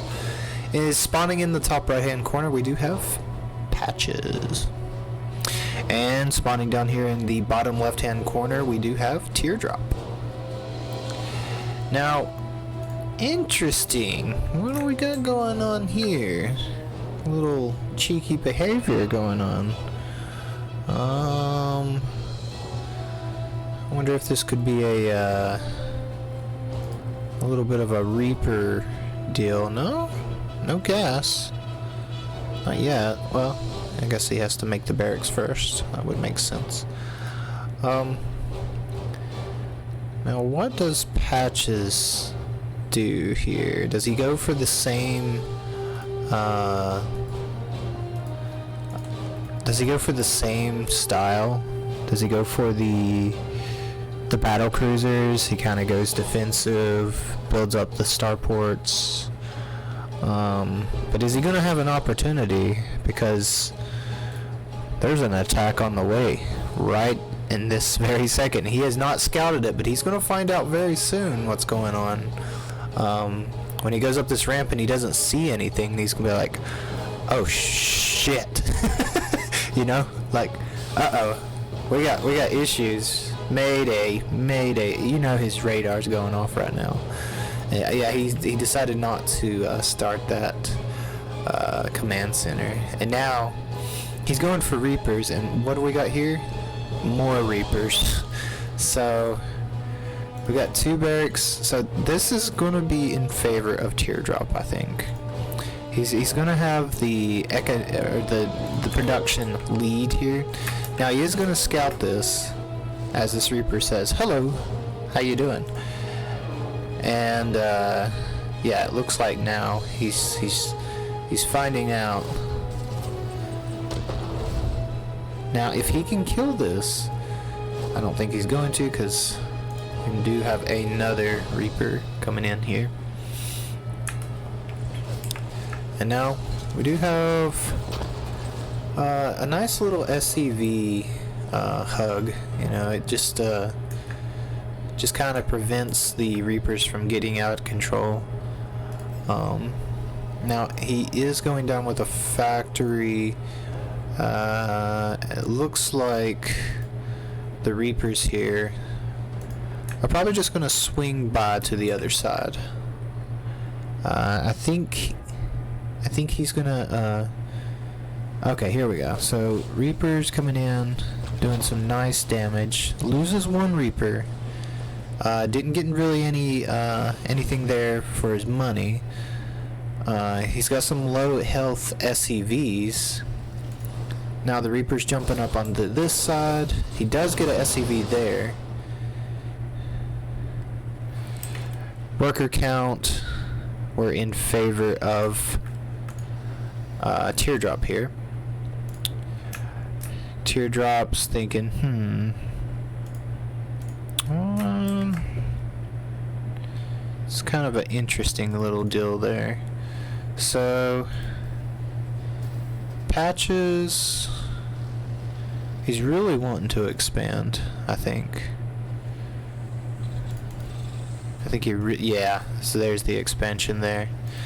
Now he's deciding to stop this Reaper madness, and he wants to expand him as well. Now we do have a proxy starport on this north side of Teardrop. I don't think he knows about it. Now we do have a large push coming in from Patches, but I think he's just going to stay away for the moment. Now, what is this going to be? It's going to be a Banshee, okay. Now, he does have a Cyclone out. Now, he's also opting for Banshees. Interesting. So we're gonna see a Banshee versus Banshee type play here. Now he is scouting. Oh, this is cheeky right here. He's gonna place this down and start making some Marines, I bet. Yeah, make some Marines. Give you some harassment to deal with. And looks like one Hellion's gonna go down, and oh, he really needed that Cyclone. He really needed it, because now he's got a Banshee in his base, and he has nothing to fight it with right now. Yeah, that is an issue. That is an issue for Teardrop for sure.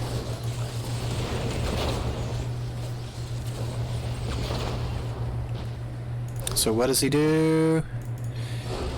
He is going to tap out here. Alright. Well played, well played.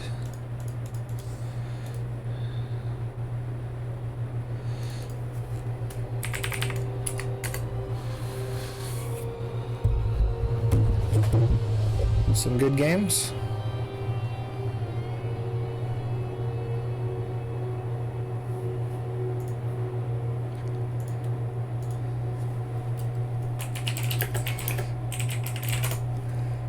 Alright, looks like Patches is going to be moving forward.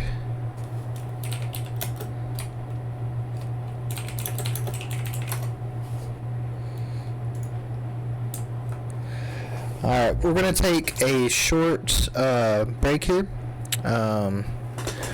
Let's be back in 5 minutes.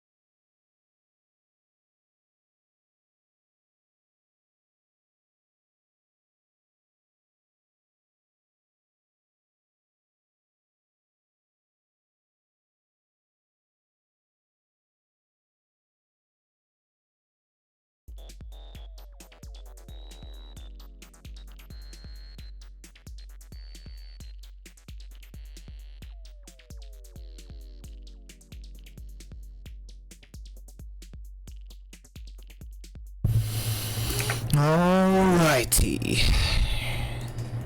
Getting ready to get into our next match here. Getting these guys set up. I think everybody's ready.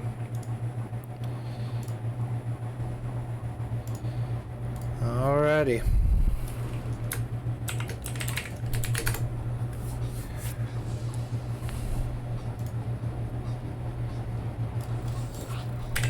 Alright. Our next matchup is going to be a Terran versus Zerg. Should be exciting to watch. I'm always a big fan of TVZ. Be interesting to see how these two Grandmasters go at it here.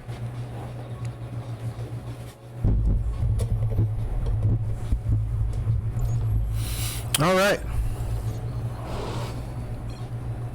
Here we go. Spawning in the left-hand corner of the map, we have Greenert playing as our Zerg player for the evening. And then spawning down here in the bottom right-hand corner, we do have Patches, who we just watched. Played some interesting matches. I will say, I like the battle cruiser route. That was very interesting. And then he had a really good defense against that Reaper all in. Didn't really take much damage from it. You know, just played foundational. Very solid. So far, looking like we got a normal start to our match off here. The SCV is gonna go for a little walk through the what is this? Like a, I guess like a Protoss world. That's what it looks like. Yeah, I don't know. It's weird. Not gas coming out of the ground, and I mean the trees look relatively normal, but you know, just gonna go peek around, see what Zerg's up to. You know, hey, what are you doing? You trying to all-in me? Or you trying to? What are you doing? Yeah, oh no, okay. Yeah, you're building a spawning pool. You know, I'm gonna smoke a cigarette while I go on this lovely little walk. You know, I got burn one.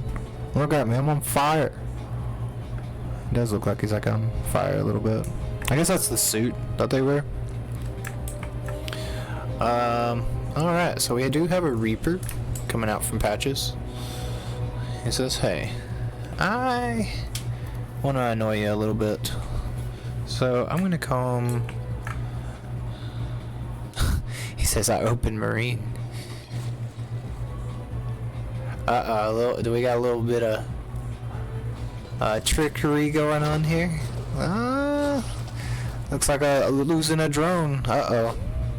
Two drones. Oh, he did not like that.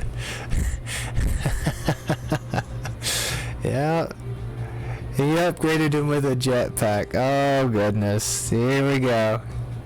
We got some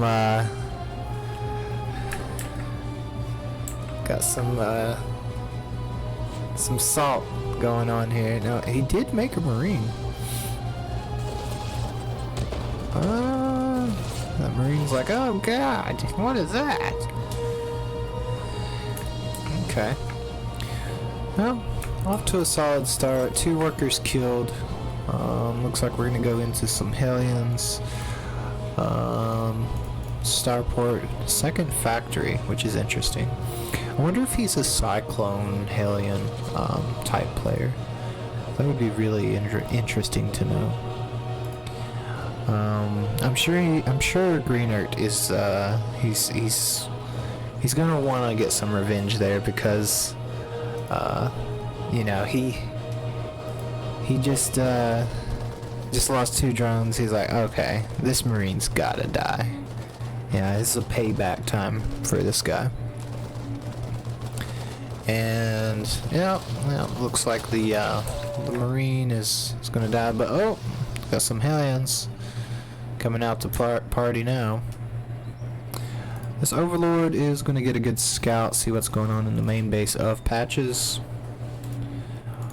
And it looks like he is opting to do some damage with these Hellions. Now, oh, he did just miss this run by from Greenert. I think he was a little focused on the other stuff going on, but now these SCVs are going to die rapidly. This is major damage going on. Now, on the other side, there is quite a bit of drones going down as well. Both players taking heavy economic damages here. It does look like this is going to be like a mech style coming from Patches. Greenert says, "I'm not done yet, baby, watch this," as he sends a few more Zerglings down. We're gonna see some interesting little trades here. Now we do have another attack from Greenert with the Zerglings, but this time it's going to be met with some Hellions. Now those Lings did not get as much damage as they should have. He should have kind of... I'm not going to tell him what to do. He's the Grandmaster, so never mind. I'm not going to say nothing.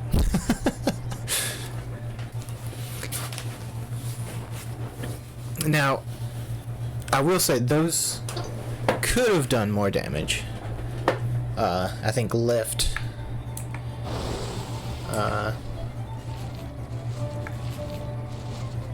Now that is a lot of queens there. Now, if you're Patches in this scenario, you did do some economic damage, but you're heavily down on worker count. The second base is because he took a huge loss earlier with that Ling run by that he missed. Now he is going into mech, which is going to help him out a little bit, because mech you can kind of be behind, you know, and then just build back up your defenses. I'm kind of surprised he hasn't walled off this front. He is kind of leaving it open as an invitation for these Lings to come by and do what they want. And we do have another little attack here. It's going to be quickly stopped. Now we do have another one into the natural base. Ooh, now that is a pretty significant amount of drones going down.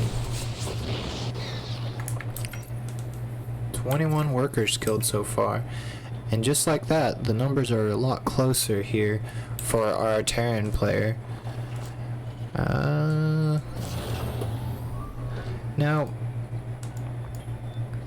if you're Zerg, you can just continue to drone, right? But the problem with that is the Terran is building up, you know, their mech units. They're getting stronger. They're getting a little tougher. Do we have kind of upgrades we got going on? We do have 2 armories coming in. Now Mutas, I did not see that coming. Muta's coming in.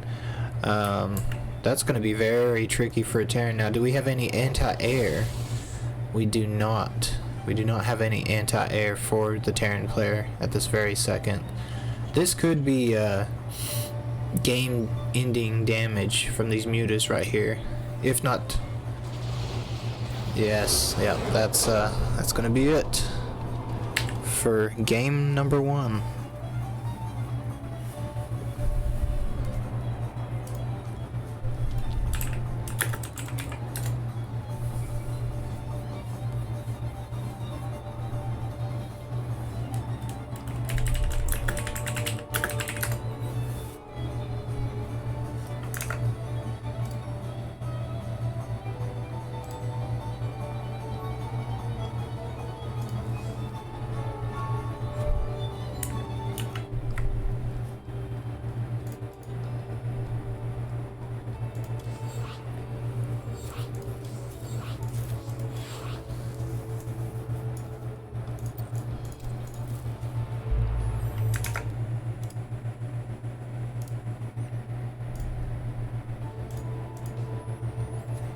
Alright, game number 2.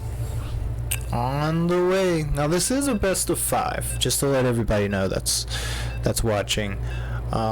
This best of 5 means that whoever gets to 3 games won wins this, because this is technically the semifinal. Now we do have a final after this, which is with Eon, so whoever wins this has got to go against Eon, and Eon is a tough one. Now, how do you adjust if you're Terran here?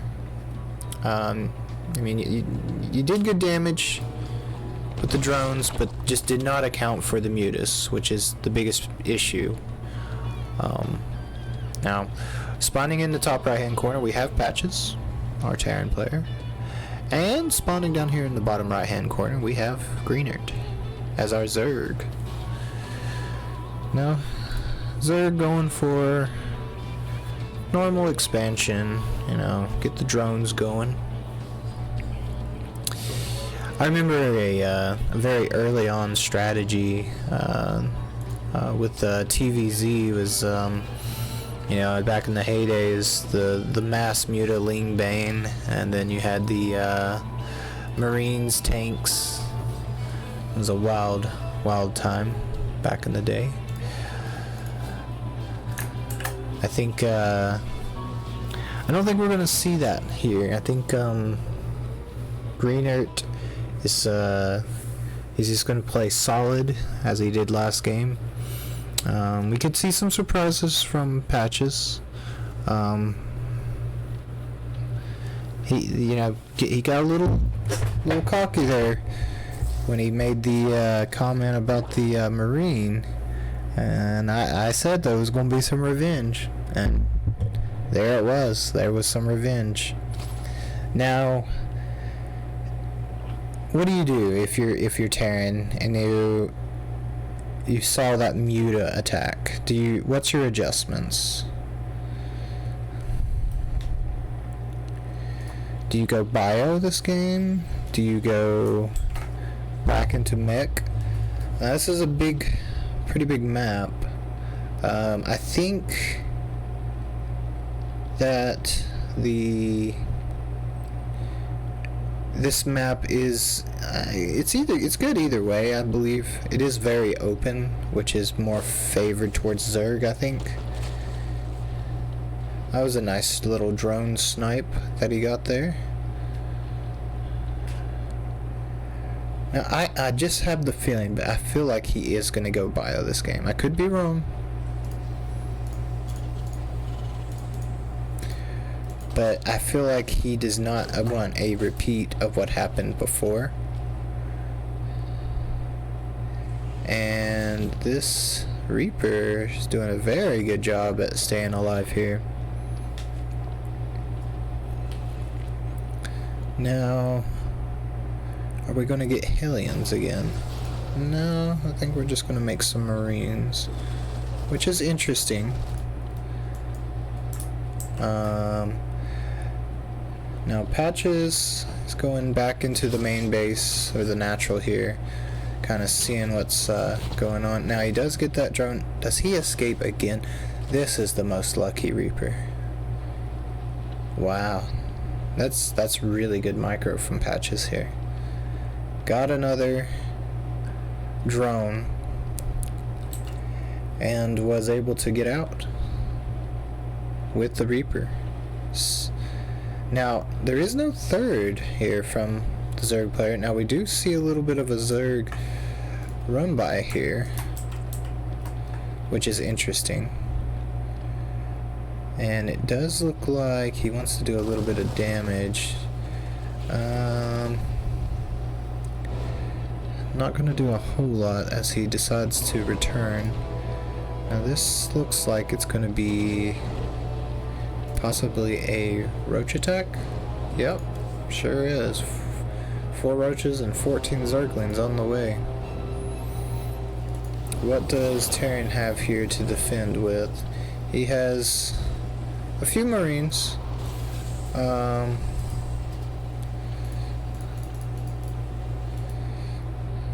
This is going to be a very strong attack from Zerg. It's going to be interesting to see how he defends against Greenert's attack here. I do believe Zerg has got a chance to end the game, because this is just still a 2-base Zerg. Surely Patches has scouted this. He has. But he is opting for a drop into the main. So we are going to see...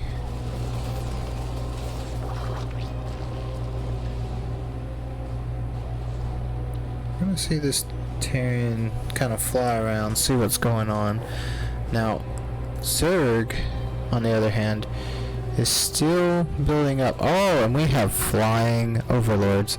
This is just scary. This is a very scary attack. This is dangerous, actually. This could be a very big problem for Terran. And he's not going to know about it until right about now. And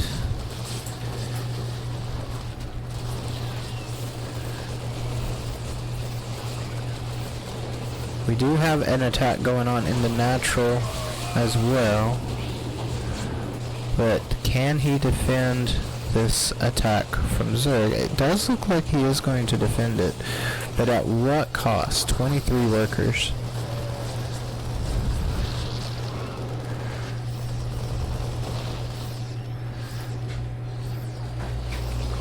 And it looks like he is going to get those overlords as well, which is good for the Terran player.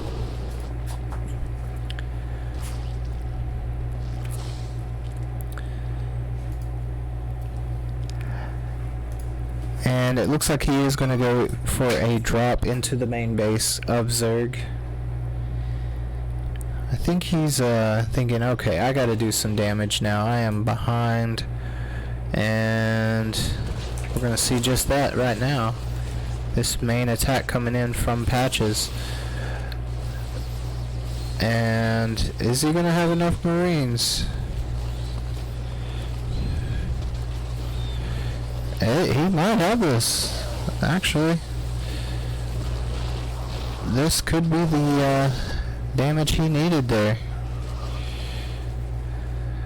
And it looks like Zerg is having a very hard time holding on here. I think we're going to see a tap out very soon. Yep, and there it is. GG. Good game to Patches.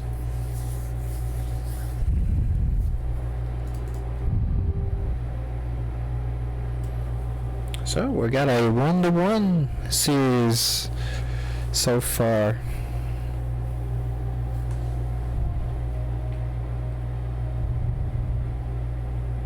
Pretty good, not too bad.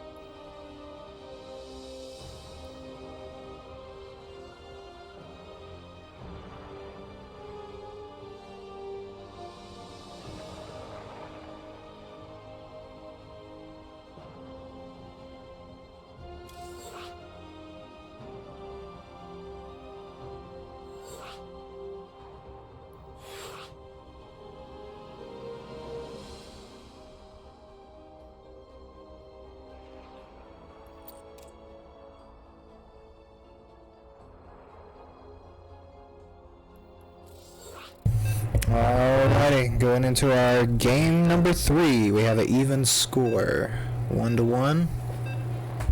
does look like Patches did adapt.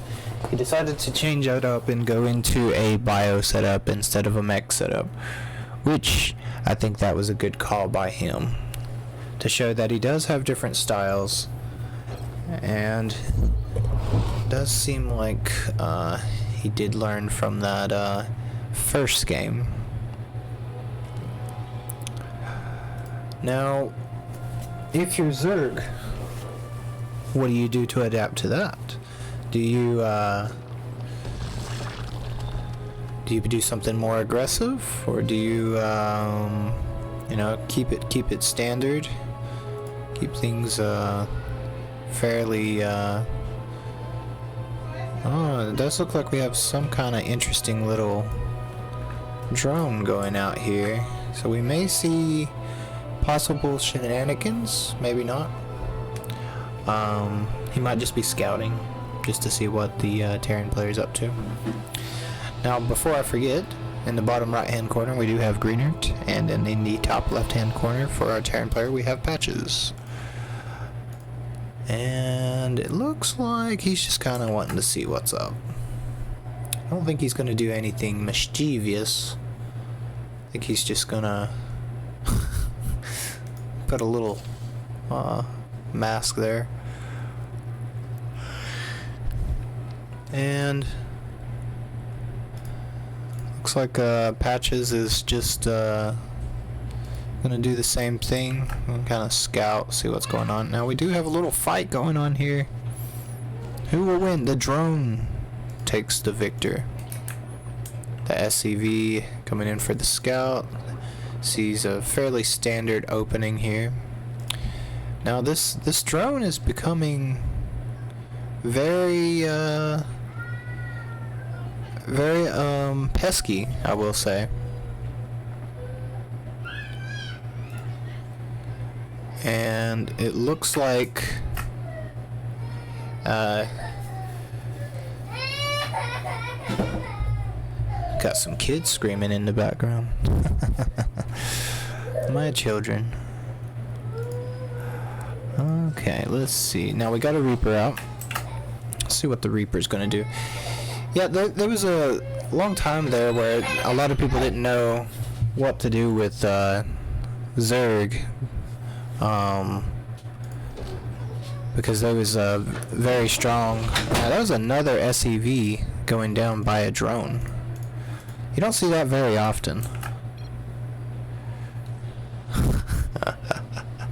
OP race, he says. You definitely don't see that very often, I will have to say. Now, he does get a drone of his own there. So it's kind of what, 2-2 now? Yeah. 2 workers for 2 workers. Oh, my work undone. These guys.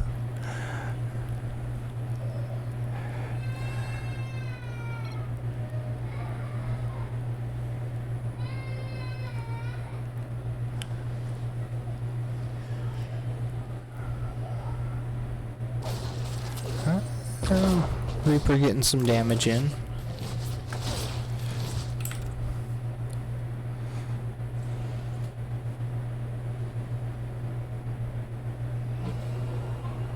It's gonna go on home now. Got a few Zerglings out and about. Got the Hellions. I think he is gonna go for Bio again because he had so much success with it the last game. I think he was happy with how things went.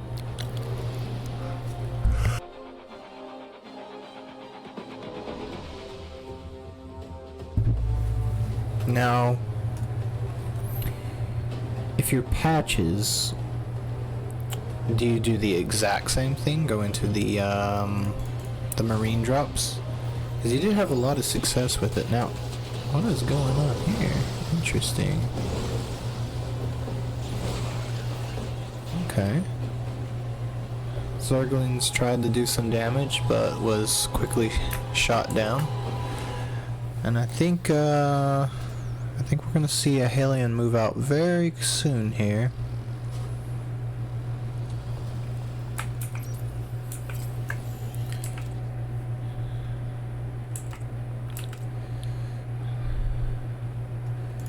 And I do think these Hellions smell blood.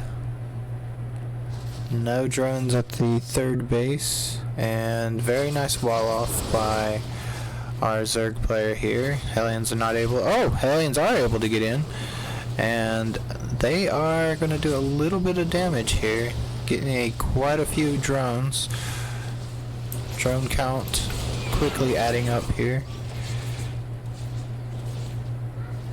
and looks like he's going to get a nice full scout of what's going on in the Zerg main base.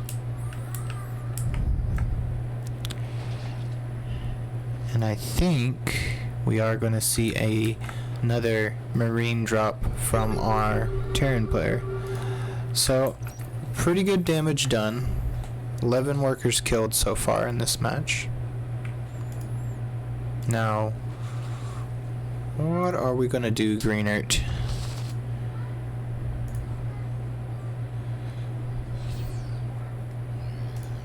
Double bunker, interesting choice.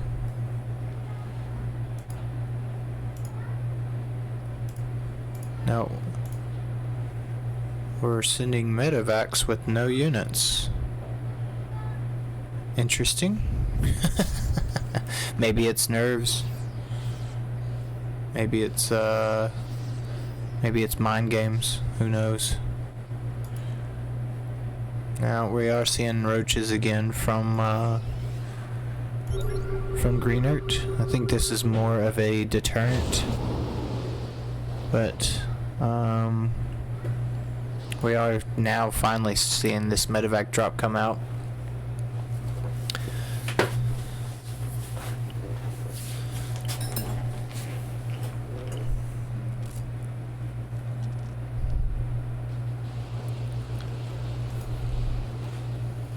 I think he's going to kill a little bit of creep here, deny some of the creep spread. Now the roaches kind of got off guard a little bit there. Soldiers marching in.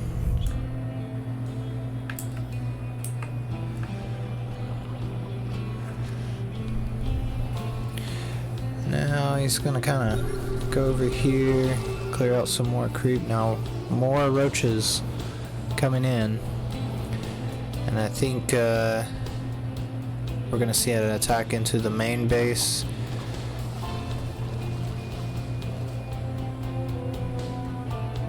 Quickly shut down. Good spore crawler positioning. Now we do have an attack on this left hand side at the third base. 2 siege tanks sieged up here. The Zerg army is waiting for some reinforcements, and now we do have a flank from the right hand side. It looks like we've got a big fight going on here. It looks like Zerg is struggling here, but it does seem like he is fending this off fairly well. Now, will this third base go down is the question. If this third base goes down, that's going to be a big issue. Now we do have tunneling Zergs. Holy cow. But the third did get dropped down. Now Zerg is on the attack. He is on the warpath because he smells blood, because he knows he just took out some of the main defenses from our Terran player here, and then here we go.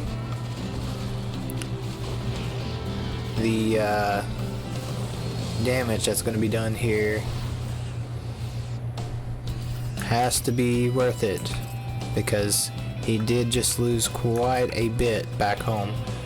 Now Zerg is expanding. He is getting this base up and going. Terran is kind of on the defensive here because doesn't know really what to do. Now he does see this medevac drop come out, and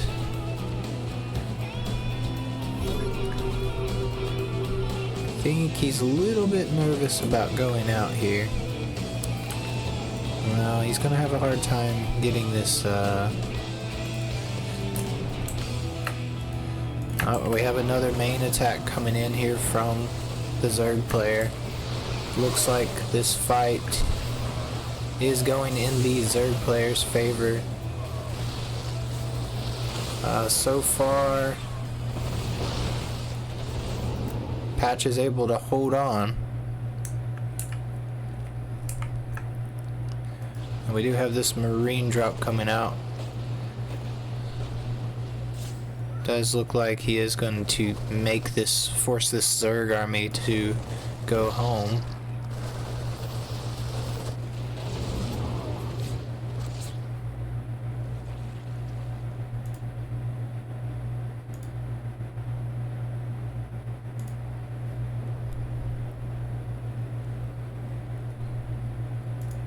Very interesting so far.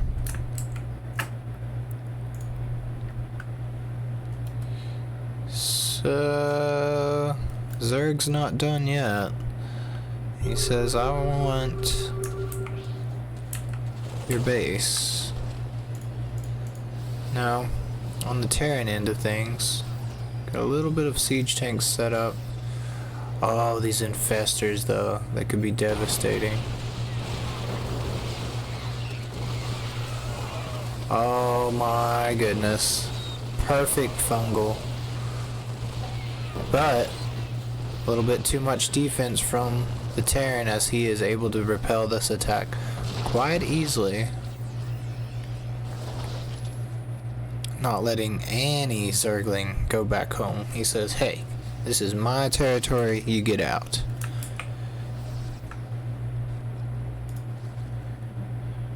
Now Terran coming back in with a mean attack. He says, you want to attack me? Fine. But it's gonna cost you.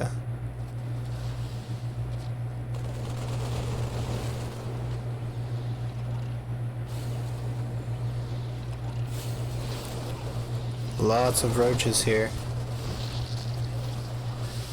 Are we gonna see another perfect fungal? We are. That is another great fungal by the Zerg here.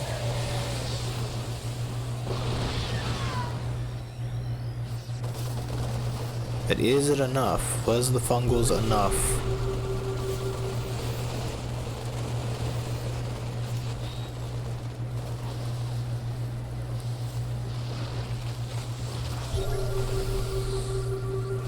This third base going down once again. As Terran is putting the heat on this Zerg. Now he is going to go home. Or choose a different avenue of attack.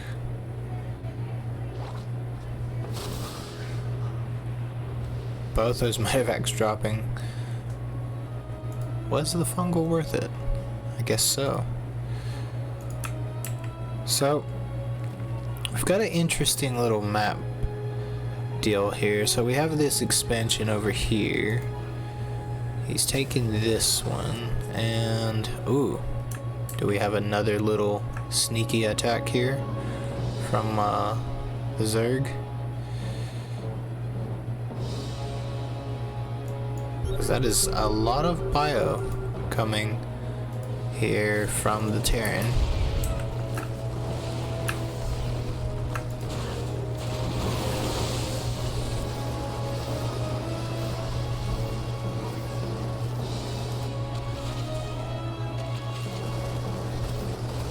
There's so much going on. This base is being attacked. There's an attack going on at the other side of the map.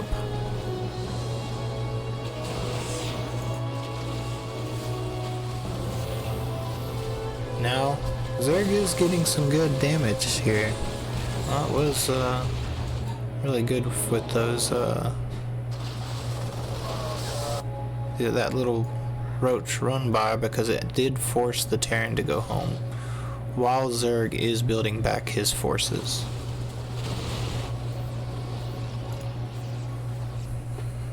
We do have 2-2 from Patches, and we also have 2-2 from Greenert. So this is a very strong match so far. both players playing very strong. Now, Terran is going to go into a defensive mode here. He's got to get a third base back up and running. And he's working on getting his fourth base. Now, there is another roach attack coming over here. That tank was not sieged up. It is going to go down. He's going to have to send some of his forces over here to defend this base, but this planetary is going to fall.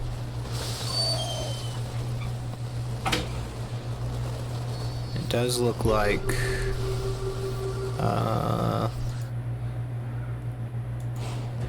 now this is a little bit of a nice little attack coming over here with these liberators. Now we do have a lot of roaches not attacking.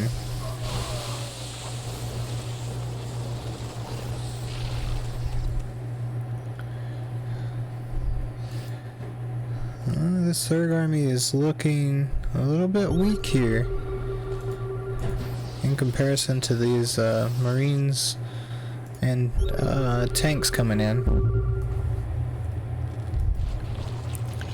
This liberator's gonna die, and we do have a surround on the tanks here. Is this the final battle? It is not the final battle, and it looks like the Terran player is actually going to pull ahead here, and this roach army is all but dead. A nice little fungal, but is it going to be enough? Is it going to be enough?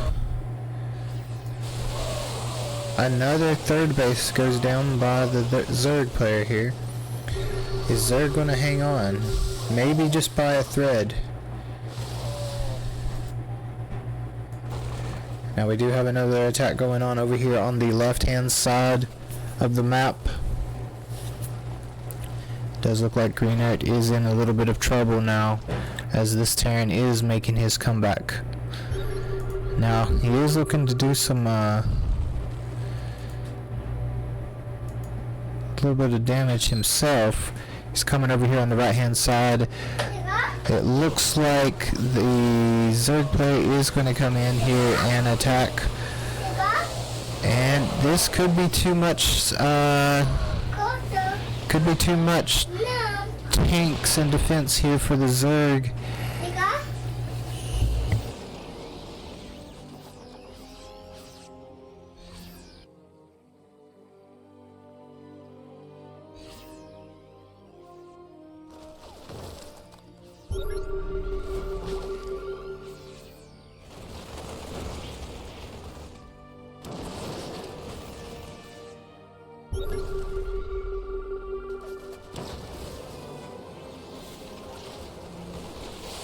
Now it does look like we have another attack coming down here in the right hand side, and it looks like Green Earth is going to tap out, giving Patches the victory.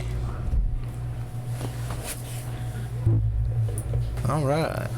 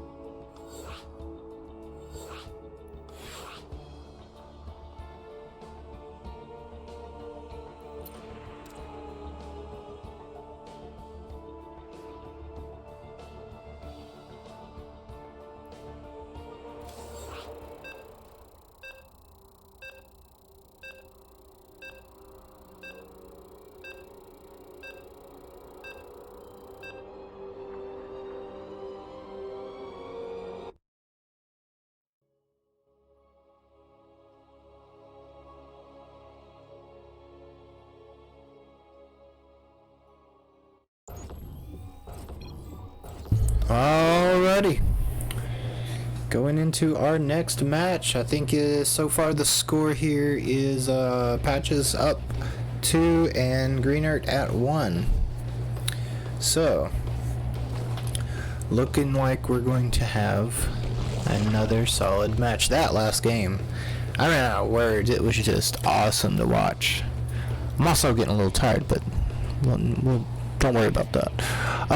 So anyways, spawning down here in the bottom left hand corner is Greenert as our Zerg player. Spawning in the top right hand corner we have Patches as the Terran. Now if you're Greenert, I think that last match really shows you the power of Terran, because he had done a pretty good amount of economic damage to Terran.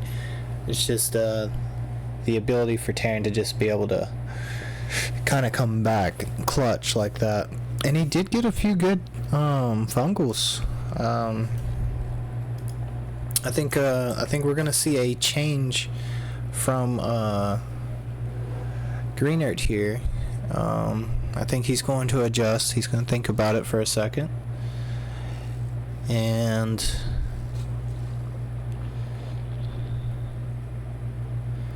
we're going to see what changes he does. Got a little SCV scout. I'm just checking out what's going on.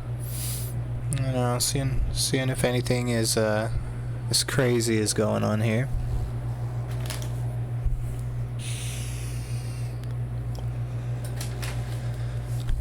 And it looks like we're going to have a fairly standard opening from the Terran as well.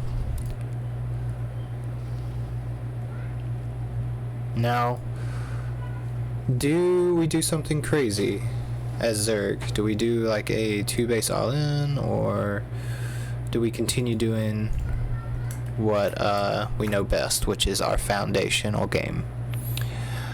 I guess we will see. We're going to see the Reaper come in here and see what he can get accomplished. Looks like it's going to go into the main base. Possibly not doing a whole lot. Just kind of more of an annoyance than anything. Just kind of scouting around. Oh, there he almost got took out. Almost got one shot in the head from those spines from the queens. Okay, and looks like Greenert just playing very safe, getting his third.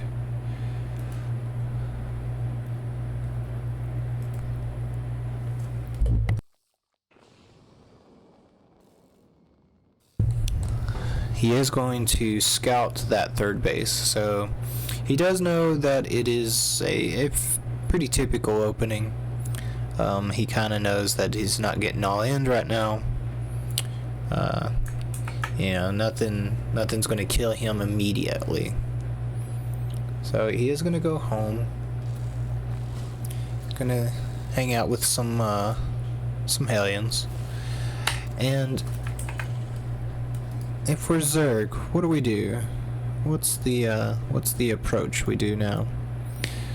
And it looks like he's not going to go for anything super crazy. He's just gonna get some creep going.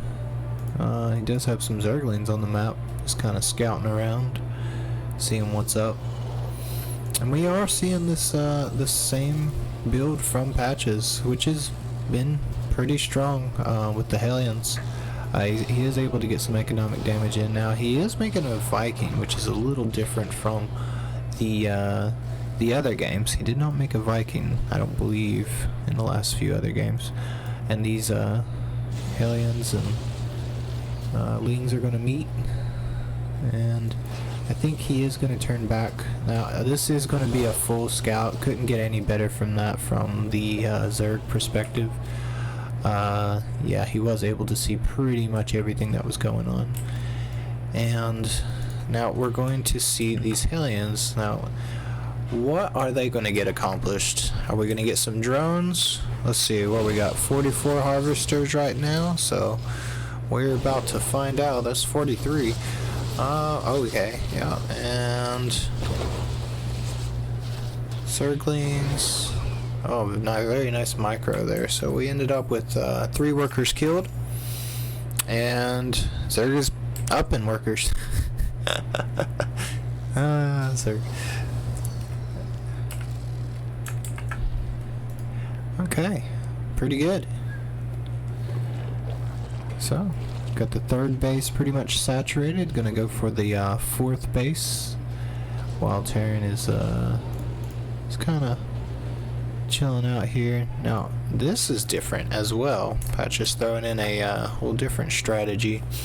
He's going to take this Hellion, and I would assume he's going to drop it into the main base and try to pick off some workers there. Now we do have no, it's just the Viking, just still checking around, and we are seeing this these Hellions here. Now we're gonna see how much damage they can get done. So far, doing pretty good. Pretty good indeed. And he is able to get out with those Hellions, which is very nice. Very nice. That was a nice worker tick off of the Zerg opponent. And going back home, it looks like he is going to go into bio play again, which seems to be favored so far from our Terran player. And Zerg is just waiting on that 4th base to get going. Now, Spire, very interesting move from Zerg. Now, he did just get scanned, so he does know that there is a Spire being made. Now, Terran does have a very strong little army here.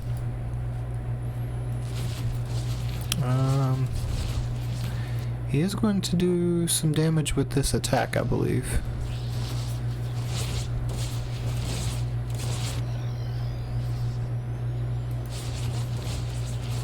We're gonna see as this army moves in.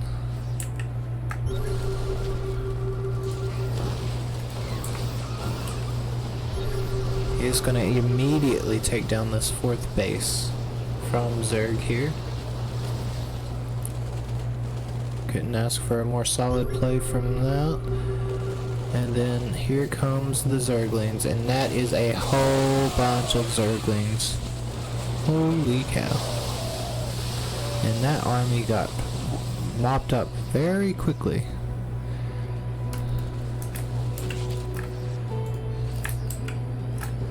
That army says, we gotta go. We gotta get out of here. And let's see here. Some more Marines cleaning up the map here. Said, get out of my territory. Now this 3rd base I think is coming a lot quicker than the 3rd base last game. Which we'll see. I mean, it does look like the mutas are finally out now. So that could pose some issues for the Terran player. We're going to see what Greenert has in mind with these Mutalisks. Is it to shut down these drops? Because that would be a good time to do it. I think we aren't going to see this Zerg player see this drop though. Mutas are on the other side of the map. I think he does realize it, but now we do have some Mutalisks over here, and lots of Terran defense. Lots of Terran defense. Doesn't look like he's going to be able to do much with those Mutalisks. He's just going to have to take them home.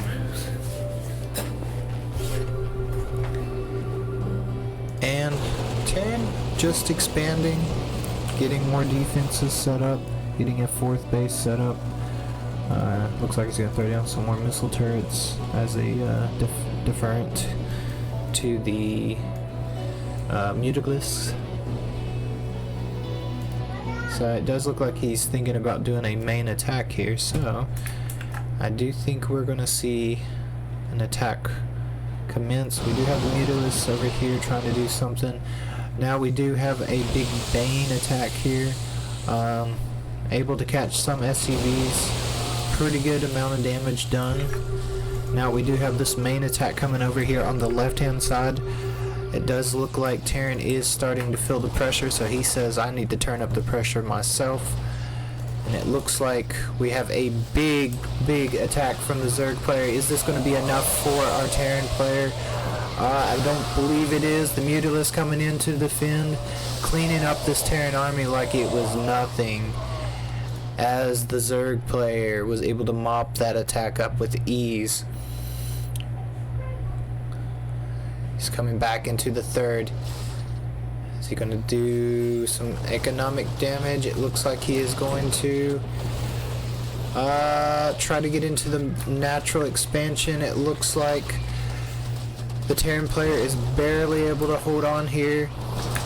I think this might be the beginning of the end for our Terran, as he is getting decimated everywhere. His third's being attacked. He does have a planetary fortress, but can he hold the main base here?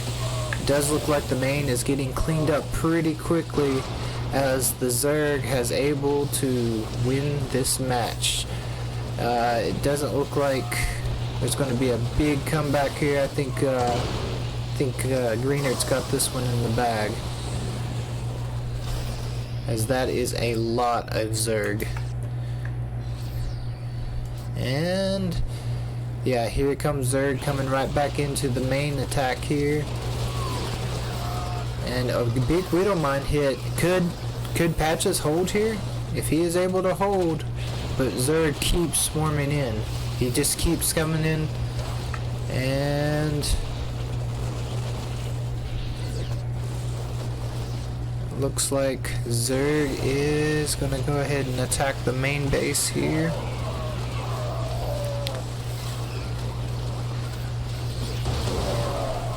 Wow.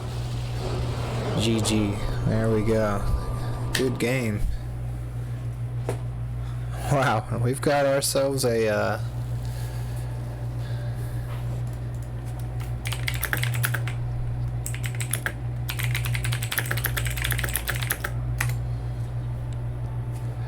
Alright.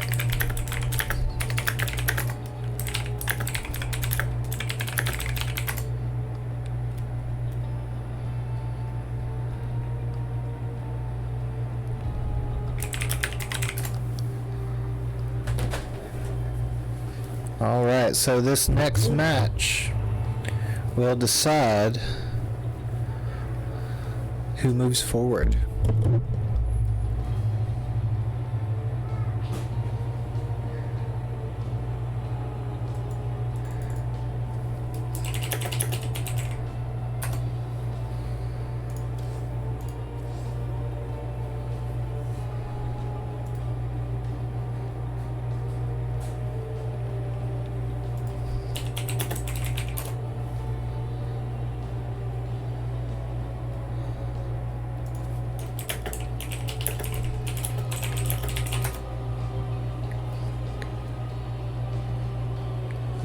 Let's see.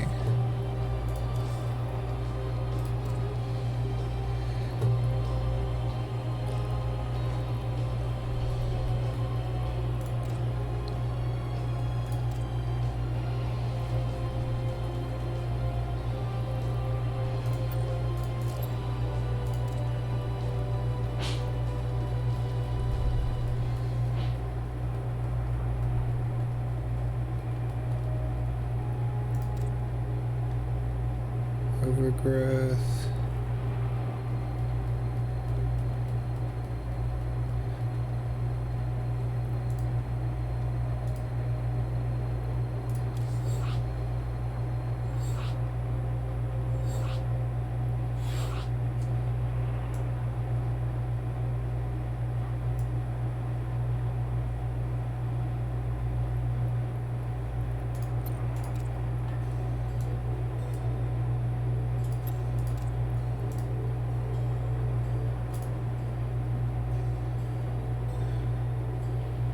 All right. Okay. These guys are wild, bro. Okay. Random for the last match. Nice. Nice. These guys are wild. Oh, man.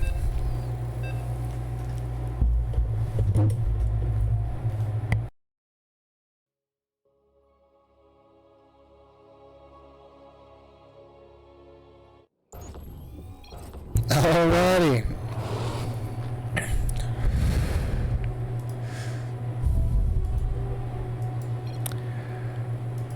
This is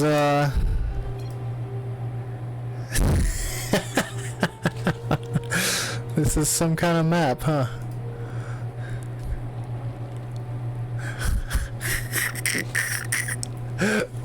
This is hilarious, dude.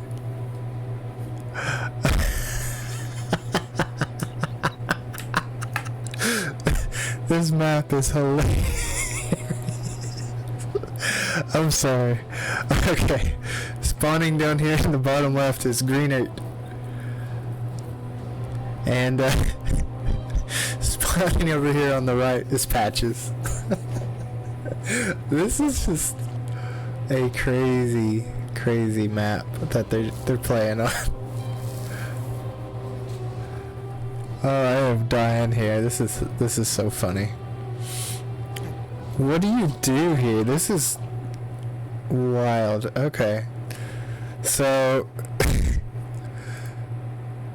Patches is opting for a proxy hatchery. And I'm guessing for maybe spine crawlers or something right here. Okay. So this is a very interesting little deal here. Okay, 2 spines. Yeah, but you know, you've got the overlords for the high vision. I don't know. I guess he's thinking maybe he won't know. Does Pat? Okay, wait. Does Greener know about it? Yeah, he definitely knows about it. So no big deal there. But he was able to get him to cancel those spines. Wow, he's got spines coming across. That could be an issue.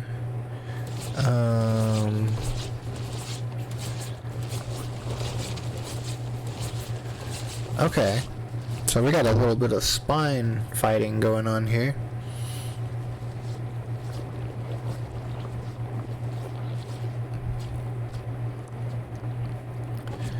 Well, this got hectic really quick.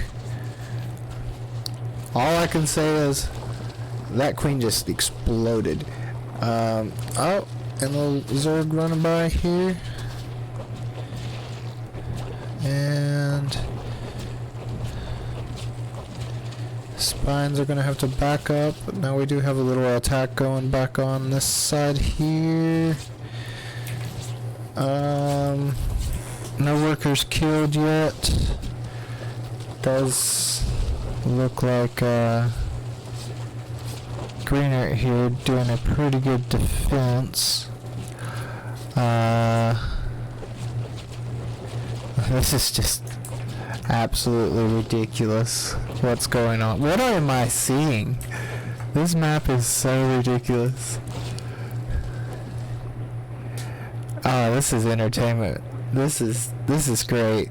We got spine crawlers. This is 2 Grandmasters. And they're fighting with spine crawlers right now.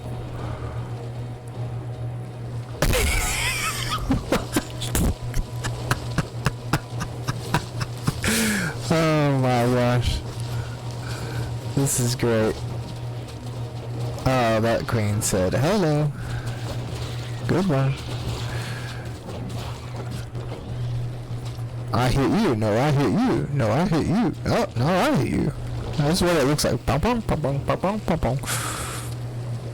Uh-oh. This is devastating right here. Alright. Now we do have... Oh, that was a nice dodge.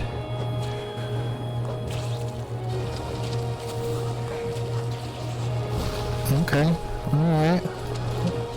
Ravager coming out to the party.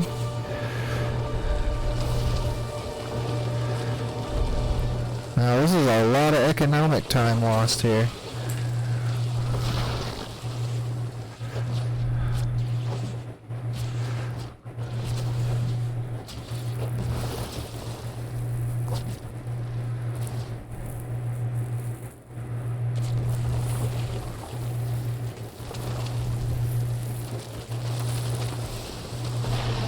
think,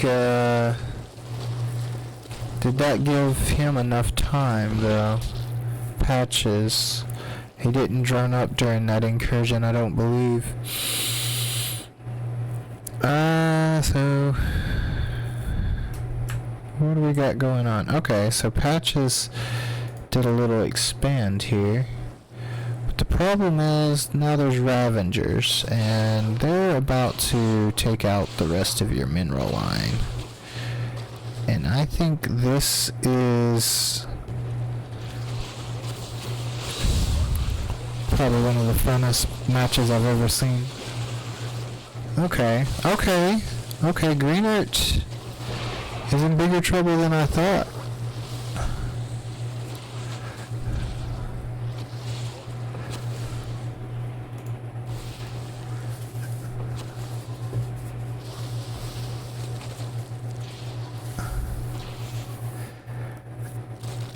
And this, he's losing a lot of mining time. But he does have a pretty good amount of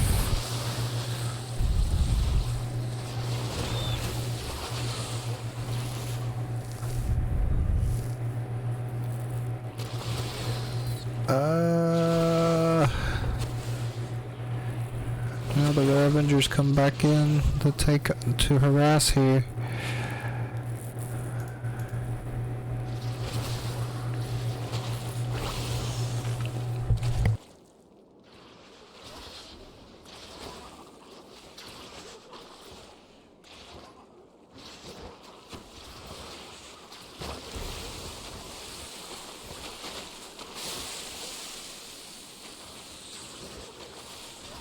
I think this is the beginning of the end, folks. I think Greenert's he's gonna get this one. I don't think Patches has much left.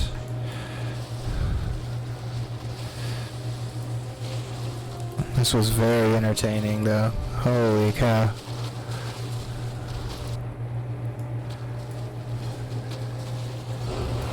Alrighty, and that is it, folks, for this this match. And Greenert will be advancing into the final match of the evening, which is going to be Eon and Greenert.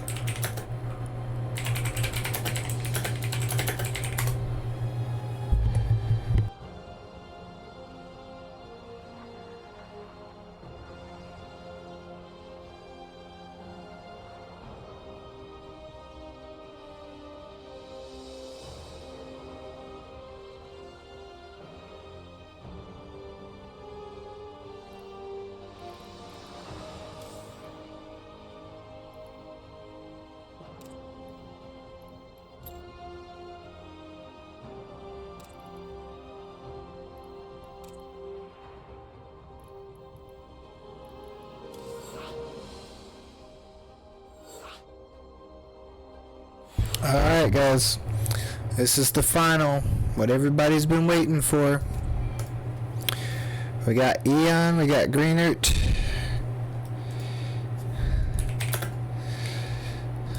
This is a big deal. Alrighty. Top 40 Zerg from Eon, top 90 from Greenert. Both Grandmaster players playing at ridiculous brain power. Looks like we're gonna have a Zerg versus Protoss, which is very interesting. Alright. What can we expect from these two? Who knows? After that last match, dude, I have no idea what to expect. But that was freaking awesome. I like that map a lot. That was a fun one. I think that's one of those you definitely got to throw in there. The fact that they both picked random as well made that even better. It was very interesting to see. Very different. It looks like we're gonna have Greener down here in the bottom left. Let me get the introductions before I ramble on. And Eon from LTK, representing LTK. He is spawning here in the top right hand corner as the Zerg player. Eon is a very, very strong player, so it'll be very interesting to see how Greener does here. And we haven't seen him play Protoss this evening, which is an interesting change. I'm wondering if his Protoss is a... oh, he's doing some cheekiness. Because that is a Forge.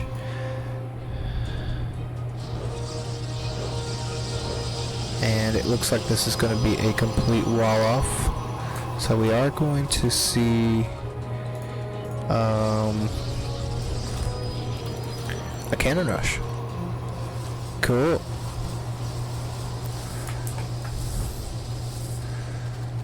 So what are we gonna see here? Any adjustments? He's going back to gas. He does continue to make the hatchery.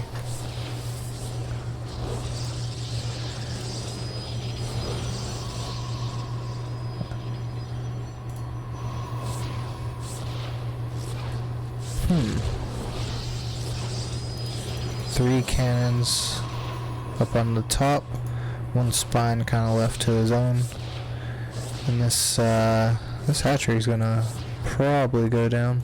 So we do see a roach warren come out, which is probably I would say a safe bet, honestly. It cancels the spine. Interesting choice. I wonder... oh, I did not see these Zerglings escape. Okay. So, I'm gonna see a little bit of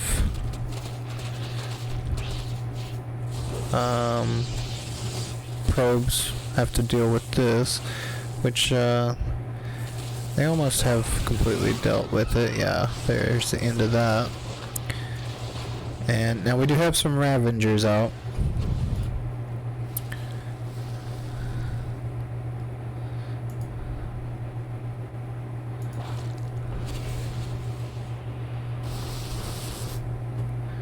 Now this Protoss, army here is giving time for Eon to kind of build up here. Now we do have a stalker on the way and a robotics bay behind this. Slowly chipping away here at these photon cannons. A stalker out here being a nuisance.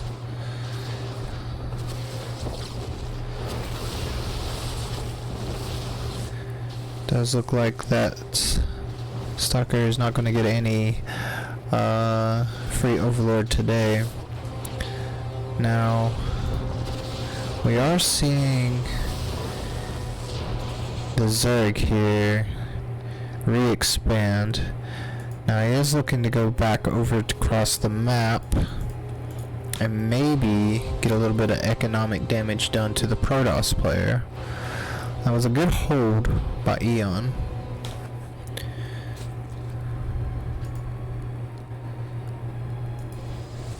So we do have an Immortal out. And let's see. Protoss is wanting to expand, but now Ravengers are in the way.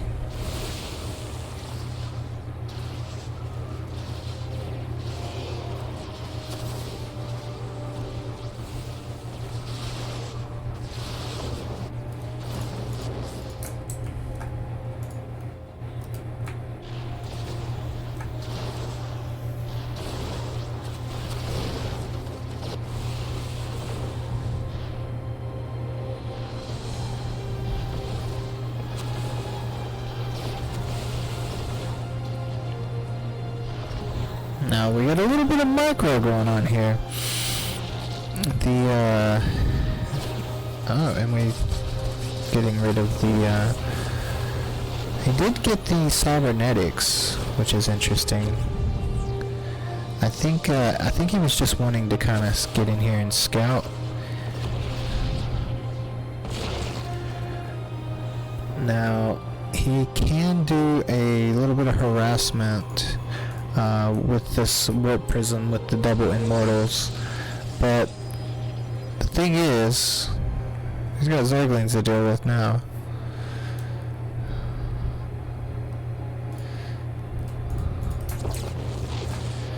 And it looks like these Zerglings are going to make it right inside. They're going to get some juicy probes. It looks like they got quite a few. Protoss heavily down in worker count right now, while Zerg is growing a lot stronger as this game goes on. Trying to move those immortals back out so he can do some more economic damage, to be met with more Zerglings on the way from Eon. And it looks like we are going to see a little bit of Zerg harassment here. And it looks like there's enough queens to deal with these immortals. And looks like the counterattack on the other side is doing well.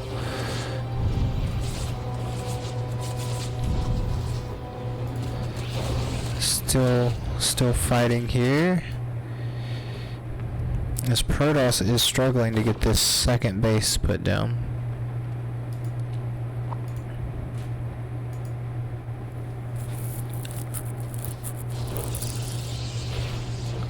More Zerglings coming across the map, as this Immortal is in a lot of danger with this many Zerglings. Now I do think he'll be okay with this. Now this base is going to finally get brought to fruition.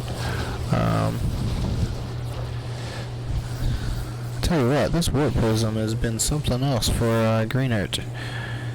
He's had a lot of success with it. More Zerglings streaming across the map as more Zerg is coming into fight here. It looks like he's going to clean it up fairly well. Protoss is making a strong comeback here.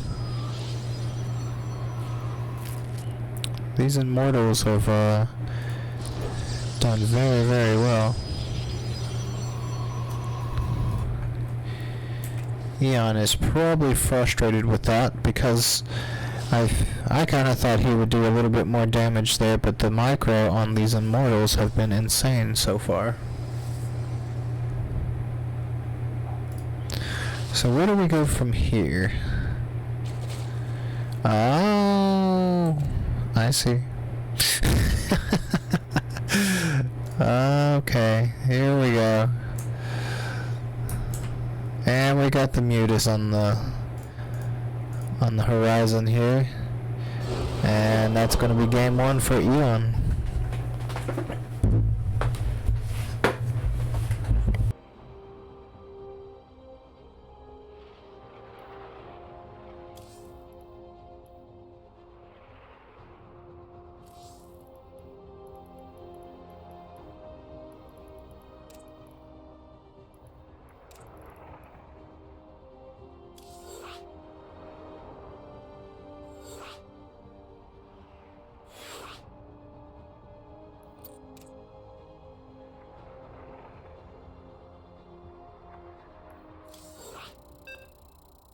Quickly going into a game number 2.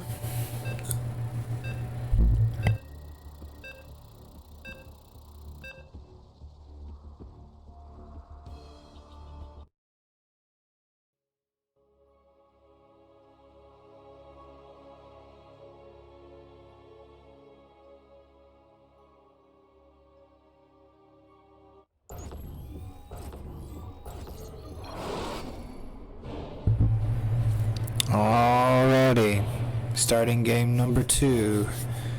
We have Greenert spawning as our Protoss player here in the bottom left-hand corner. And in the top right-hand corner we have Eon from LTK. And kind of adjustment are we going to see from Greenert? He played very solid. Like, the micro was very strong. I just don't think he was expecting the muta switch. To be honest, I wasn't either, and I was watching the game.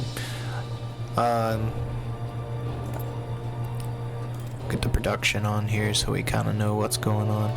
Now, we're not seeing a forge opening this time. I think Greenert's probably thinking, yeah, that's probably not going to work against this guy. Let's try something different. Something a little bit more standard, I guess. And looks like he went in, got the scout, decided to go home. So, last game, the attack kind of ended with the photon cannons. So, where do you go from there? You know, there's a lot of different avenues. I guess you could have went starport, go into voids, do something like that. These guys are very smart, so they know some of that stuff works, some of it doesn't.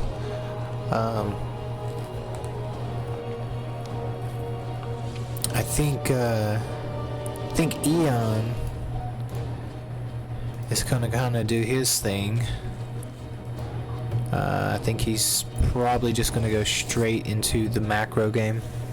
I think that's what he's most comfortable playing. And we're gonna see how these two players decide this match. So we do see a Stargate coming out, and right inside of the Overlord, which is kind of interesting. We do have a third base coming down from Eon.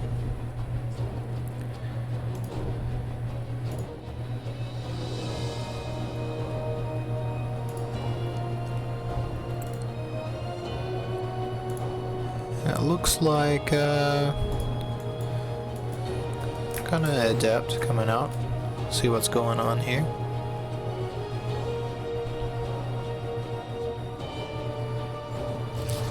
Now, adepts are one of those things where they can do some pretty good damage if you have at least 2, because they will one-shot a drone with 2 adepts. I don't know what that gives up being on the Protoss side of things, but I would imagine that it slows down maybe some production or gateway. Looks like this adept's going to get a full scout into the main base of this Zerg swarm. Neon's wanting to kind of maybe move out a little bit. Now we do have this Oracle.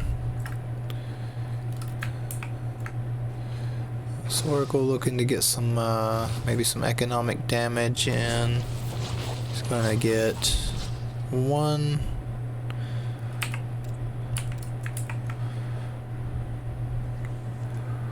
drone.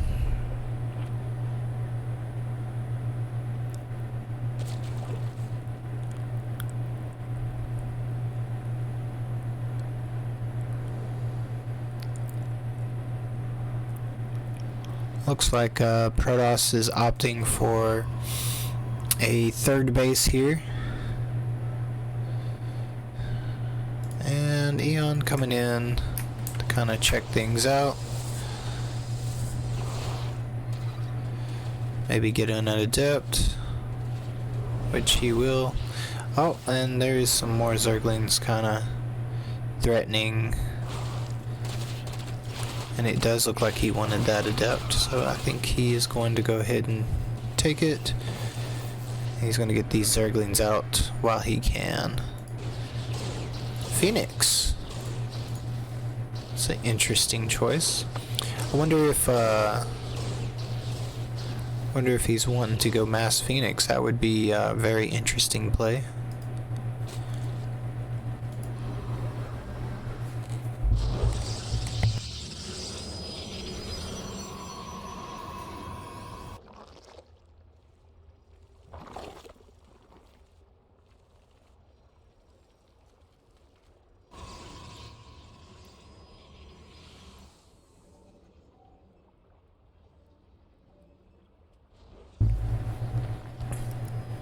So far, looks like pretty standard stuff here. And 6 gateways coming down. Well, that could be a sign that our Protoss player is ready to attack.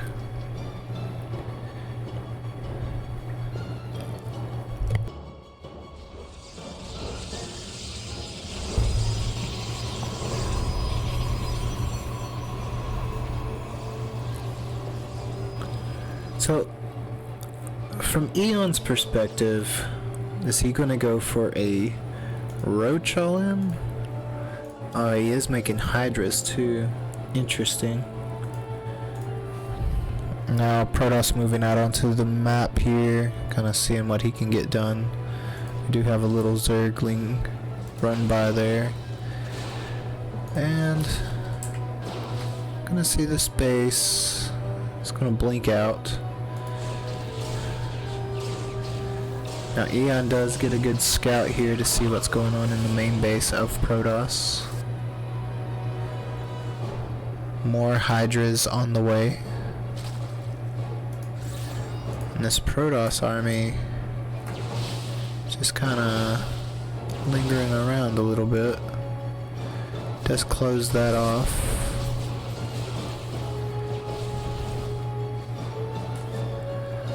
And does look like that Oracle is gonna go down.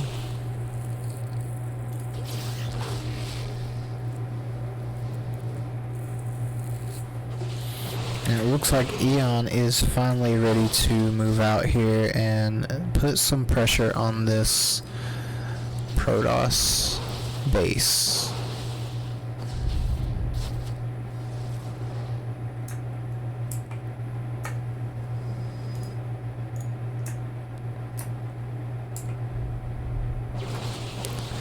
Looks like we have a big attack coming here. Will the blink be good enough for all of these Hydras? That is a lot of Hydralisks. And it looks like doing a pretty good job of cleaning up these Hydras so far.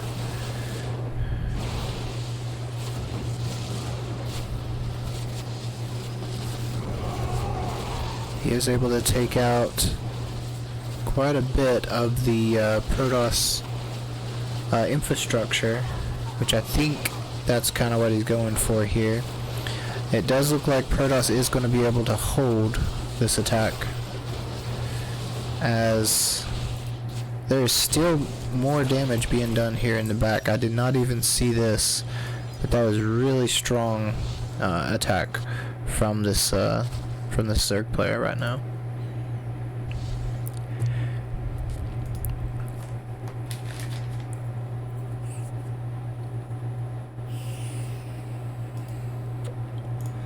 We do see a Colossus, so that does kind of make up for some of the losses, because this attack is going to be much less effective coming from Eon. Now, will we see another strong push into the main base? And it looks like we will. Looks like these this Protoss army is quite strong. Eon trying to get out, as there is 2 Colossus now on the map. Going to the high ground for defense.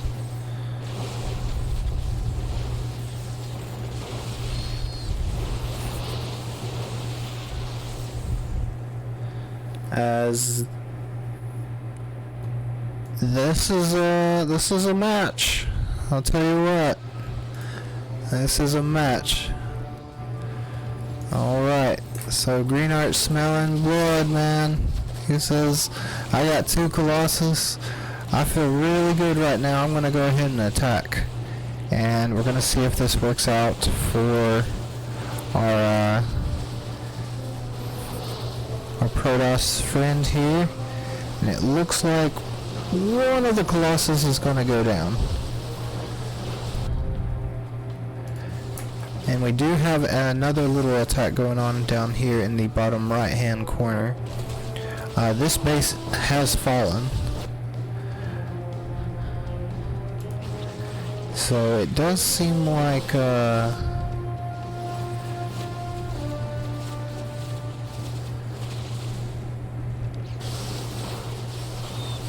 man, this is wild.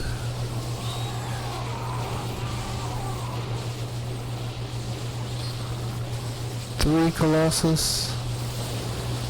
Is it enough? Eon on the retreat here.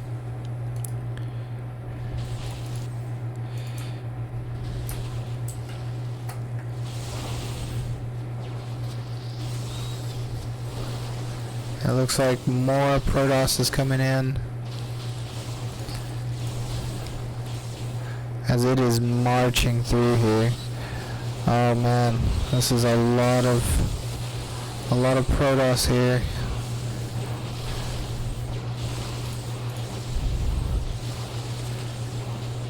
And those Vipers instantly go down. More and more Protoss is marching in here.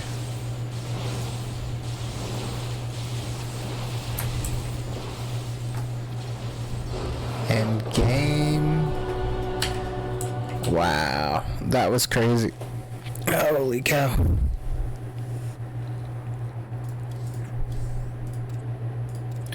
So we got a 1-1.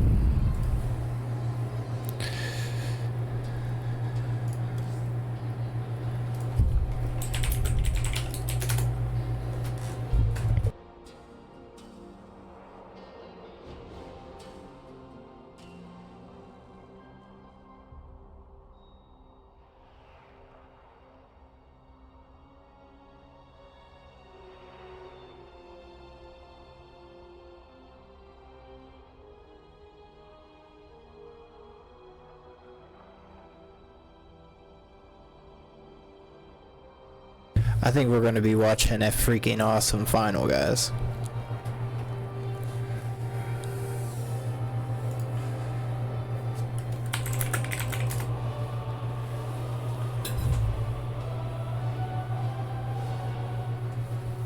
Alright.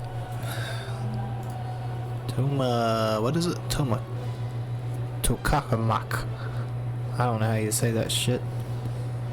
Too hillbilly for that. Alien words. Let's see. Alright. Okay. Here we go, guys. Game number 3.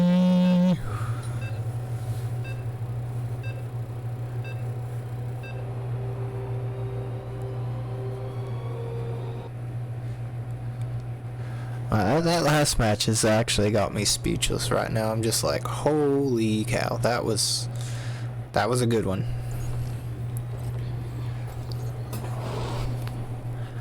Alright. Spawning in the bottom left hand corner is Greenert. And in the top right, spawning in the top right, in the top of the right, is Eon from LTK. Now, I have no idea if this is a clan or not, so hate me or don't, but is Boar and Go a legit clan?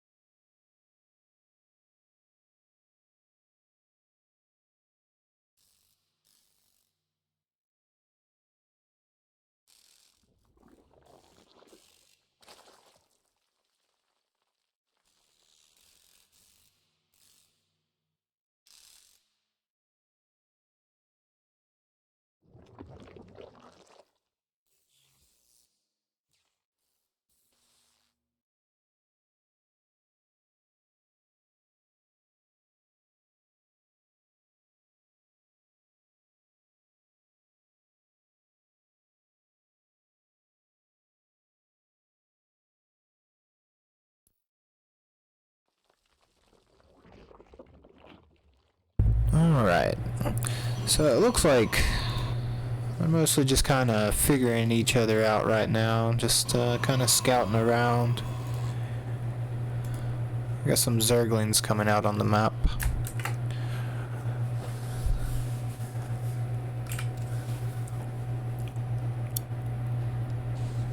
And he does see this zealot.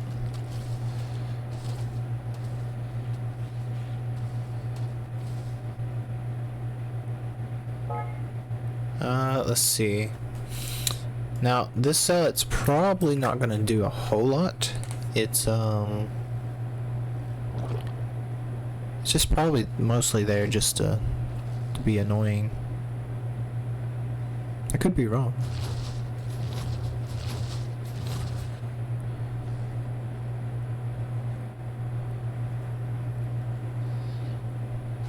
And it looks like this zealot is going to fall to this party of Zerglings.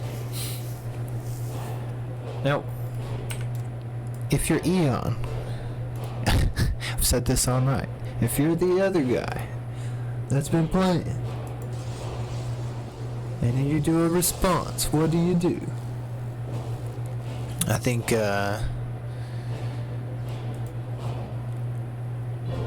think you do something that's gonna throw your opponent off guard. Now this is actually really strong. This is really good.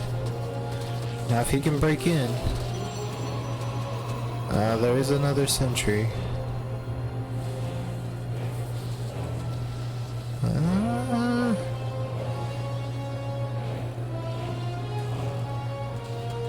Zerglings are going to oh, if he gets the cybernetics before it finishes the upgrade,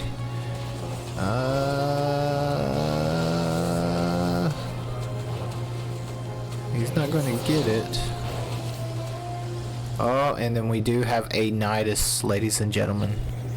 I think this is going to force a huge response. Oh man, this is definitely going to be a tough one to fight for Green Art. And it looks like this party's over. He's getting a lot of value here.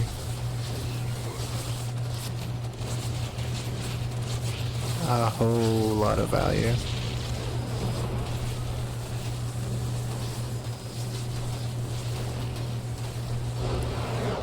Wow. Good game, Eon.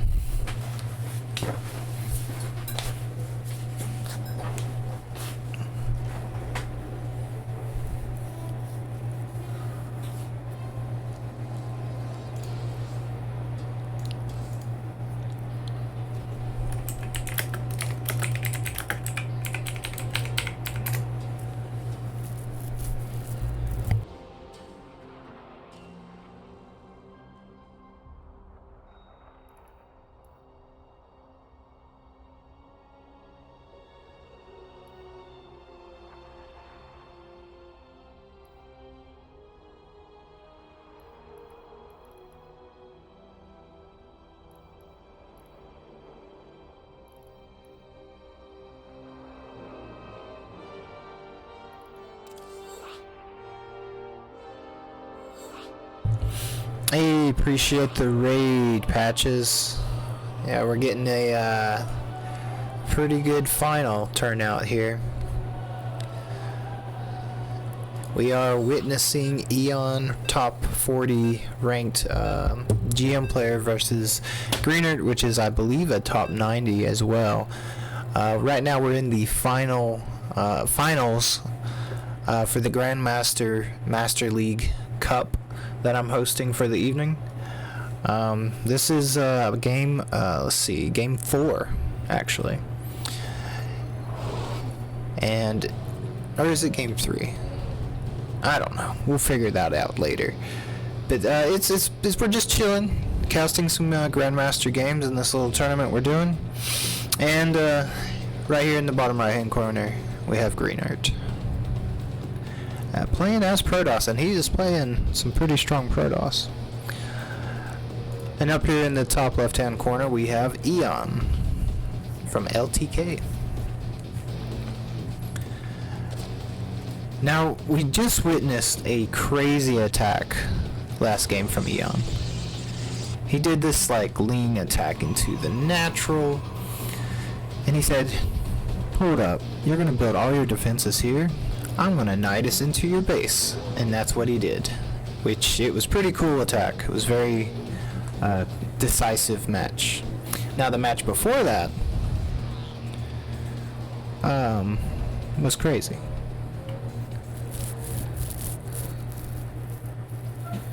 Alrighty. So it looks like we're going for fairly standard opening here. And looks like Eon is wanting to just expand normal. Green Earth not doing anything too crazy either. I think he's gonna probably doing a 2-gate into maybe Zealots, I'm guessing, and maybe going into I don't know. I have no idea. I don't even play Protoss. I don't understand it at all. Anyways. Oh, 2 Stalkers. Okay. Yeah, well, I was wrong on that. I thought it was 2 Zealots. Anyways, I guess he might be able to snipe this Overlord, which would be pretty nice, actually. Yeah, he's gonna get this Ovi.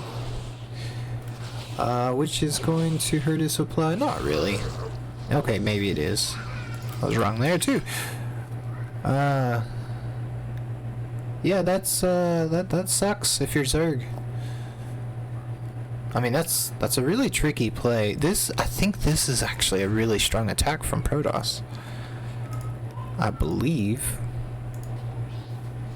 because the Stalker count is just going to keep increasing dramatically. Oh yeah, and there's not even speed yet. There's no roaches, and then you've just got to deal with these freaking Stalkers, and you're not droning.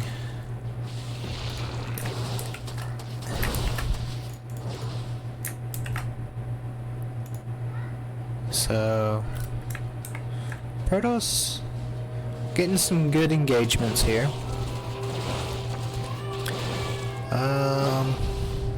Now speed is done, and he says goodbye. So now Eon is like, okay, no, you just can't attack my base and then just teleport out without me having something to say about that. He may be going for that same... No, going for something a little different. He is just kind of checking out what's going on, though. I think he's droning up pretty good. Now, let's see here. Going into a third, so he's not too worried about what he's seeing so far. I think actually he's probably... I figured he would have been more ahead in worker count, considering he's had this natural for a while. But he did make a lot of Zerglings, which might make him think, oh, maybe he's doing that attack again, but it's not looking like it. Melee claws and a lot more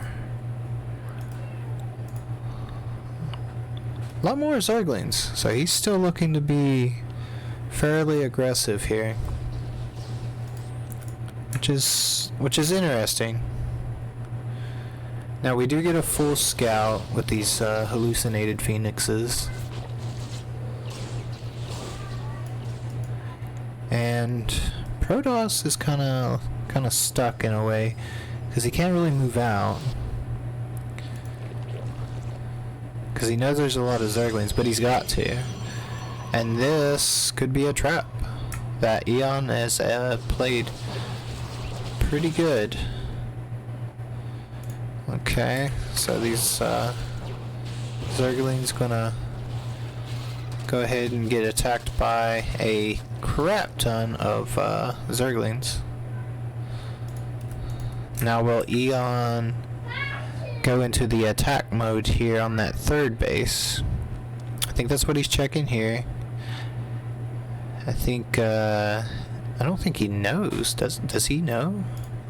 Oh, he has no idea that he has a third, which is interesting.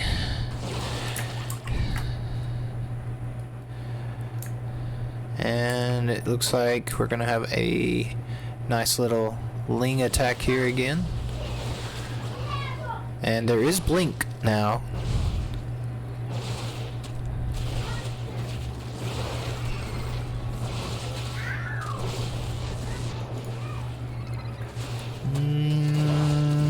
Yeah, I think the Zerglings are going to clean this up pretty quick. Now going back into the main base over here for our Protoss player. I think Eon is looking to do a little bit more than that.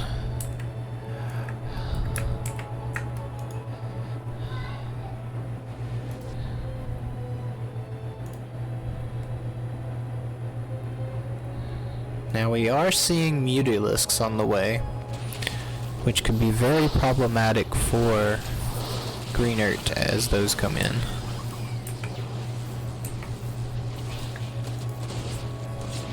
He does see the Mutas, so he does kind of have a heads up that they're on the way. Does he make any adjustments, or did he miss them? Because these Mutas, they're about to do some damage.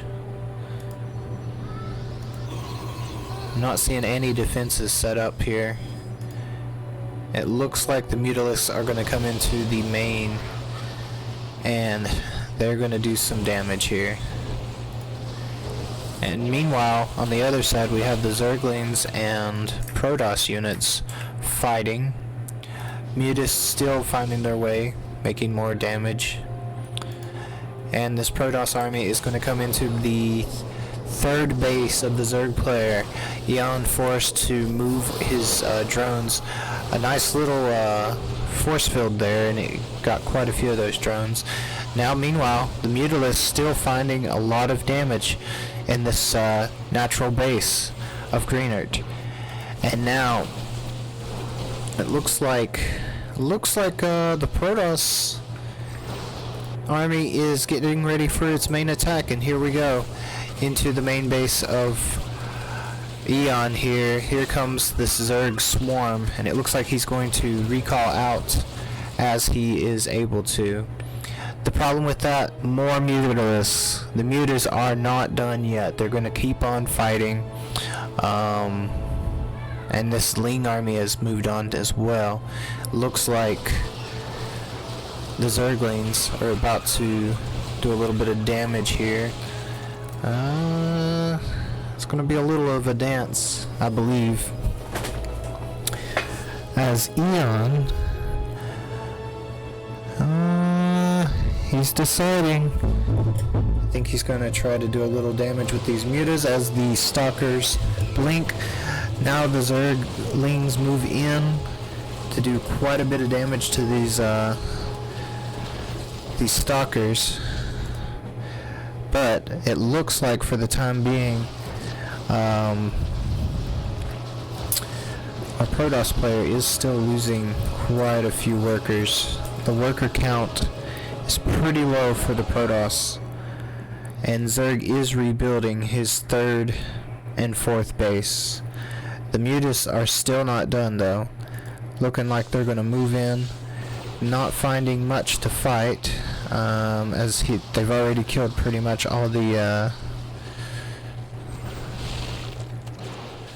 all the probes in the main and natural expansion, and it looks like, oh my goodness, a lot more Zerg coming in here. It looks like we're gonna see a big attack from Eon on this third base, and it looks like he decided to pull back as there is I don't know, he just decided to pull back. So it looks like this attack's coming in again from the Protoss, and that is a lot of Zerglings. And here we go.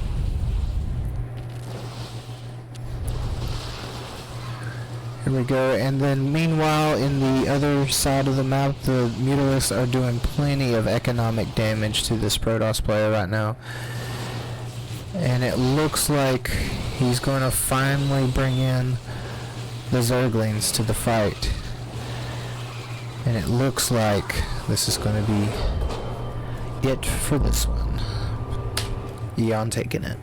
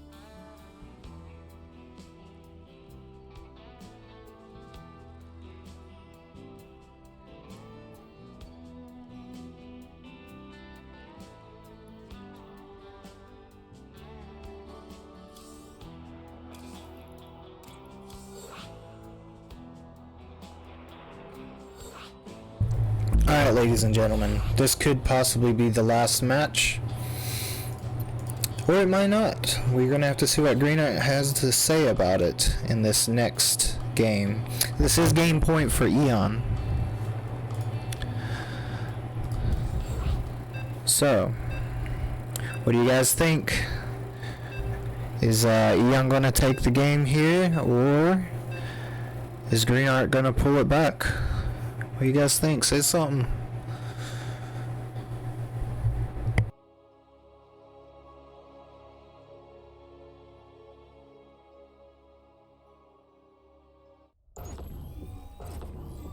Alright. Spawning down here in the bottom right hand corner, we have Greenart. And spawning in the top left part of the map, we have LTK's Eon.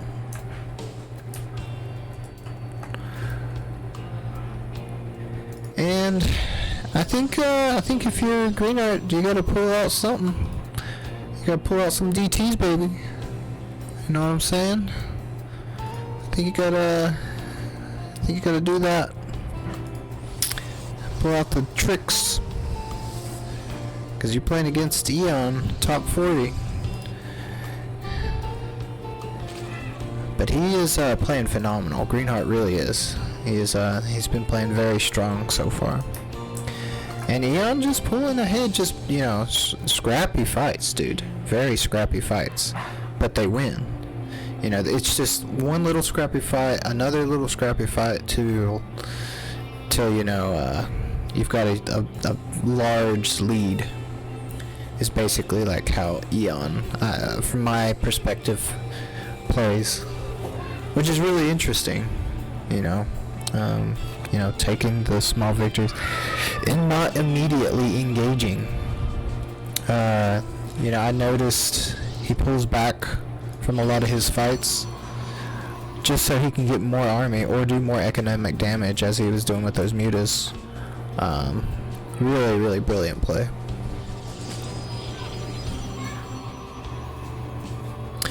Looks like we have 2 probes. Just wondering about. Oh, okay. We're just going there. Now this this probe. What is with all these probes? What is going on? Couple Zerglings out.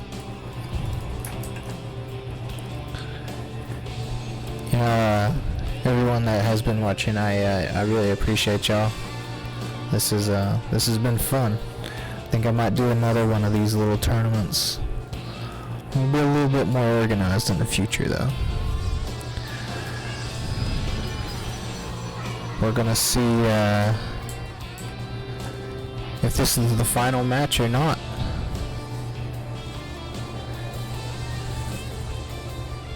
Cause I think Green Art really wants to get another win in. I think he's got another win in him. I really do. Now Eon does have a full scout of the main base here. Is he gonna get this probe? I don't think so. Nope.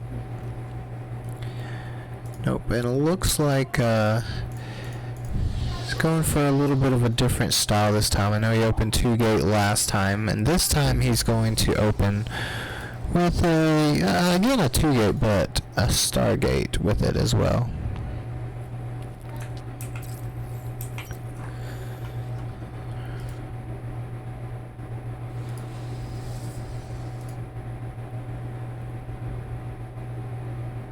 Alright, so we do have a double adept attack coming in. Now, this is kind of what I wanted to see before, because I really do like the adepts, because they can do some decent damage. Not the best placement there, but still was able to get a few drones. Any drone is good. With the Oracle coming in here, Eon immediately sees it, and we're going to see a little bit of economic damage here. And pretty good. Not too shabby there.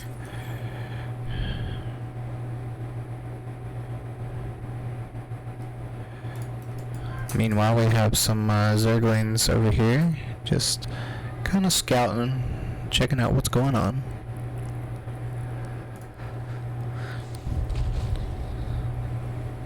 Meanwhile, this Oracle looks like it's wanting to get some more damage done over here in the main base of our Zerg player. Worker count is favoring Protoss. He is getting some good work done. This is 11 workers. Looks like we have another Oracle on its way. We do have some Zerglings coming out to party as well. Checking for, I would imagine, third base.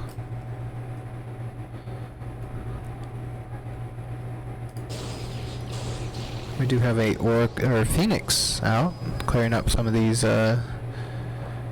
overlords that's just been nosying around.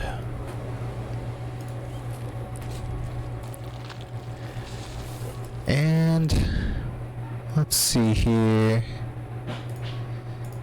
Looks like Green Art is thinking about doing something with these oracles. Another overlord looks like it's going to go down here from Eon, and then we do have a very large zealot push coming in here. Now this could be devastating. We're going to see the move in. Eon sees it now.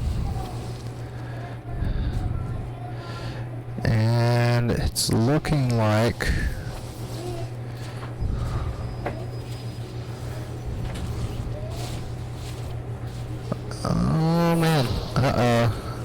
badgers going down. This looks like a very strong push from Protoss right now.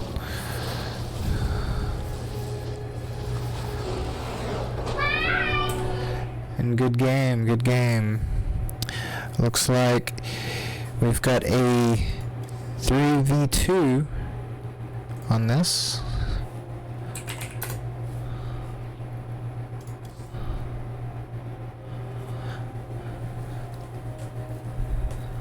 Very strong play so far from Greenart. See, I kind of thought he had another one in him. And guess what? He did. That was a very strong push from Protoss.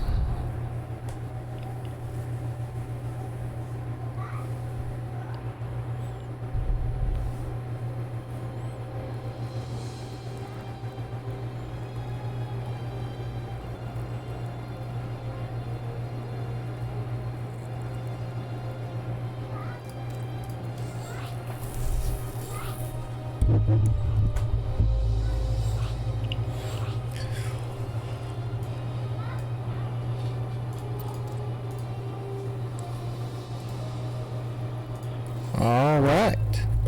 Wow. Greenart's made a little fight back here this game.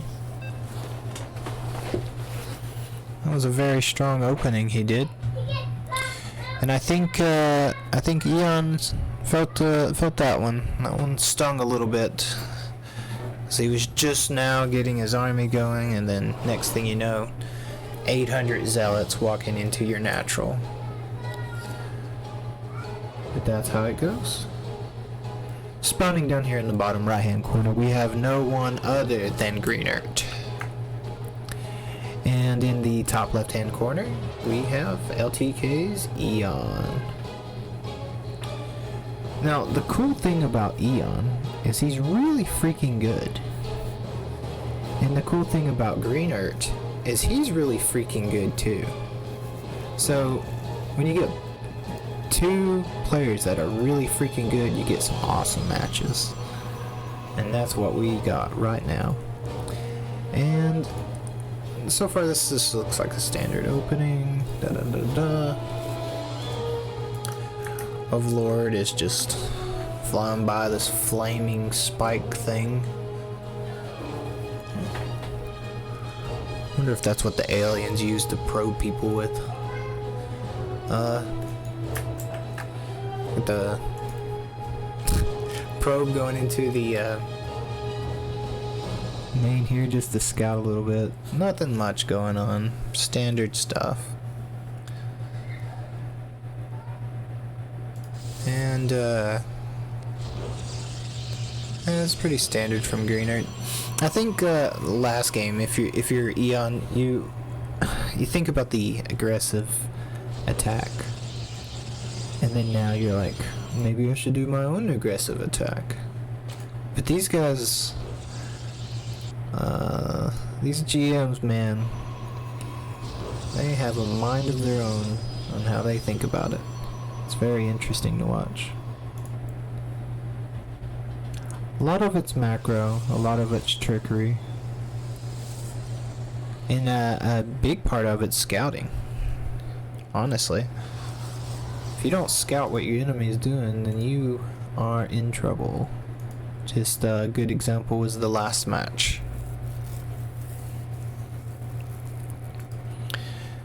Because you drone a little too hard, and then next thing you know, you don't have an army to defend yourself with.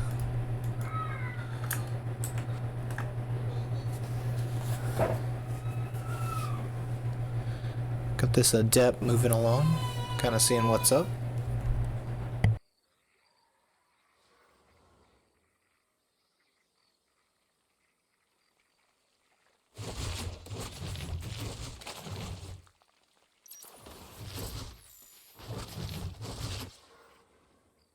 One worker kill, as that adept is successfully able to escape. We do have a third coming down and a baneling nest, which is interesting.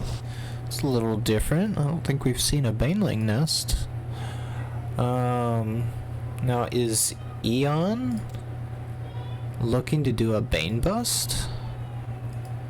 It is possible. Now we do have an Oracle coming out. That is going to be pretty hard to fight against with just the Zerglings. Obviously the Zerglings are not going to fight the Oracle at all. But we do have some Banes being made. Interesting. Now, this Oracle looking to get some more economic damage, just like last game.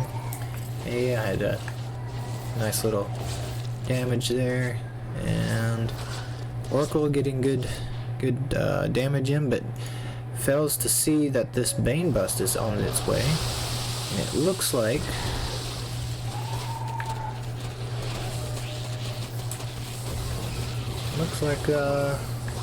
going to be a lot of dead probes here in just a second, and I think this might be the one.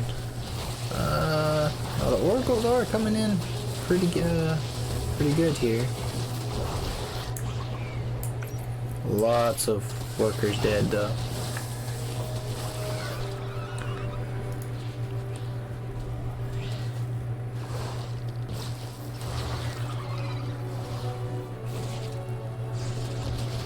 Lots of workers going down here. A lot of things going on.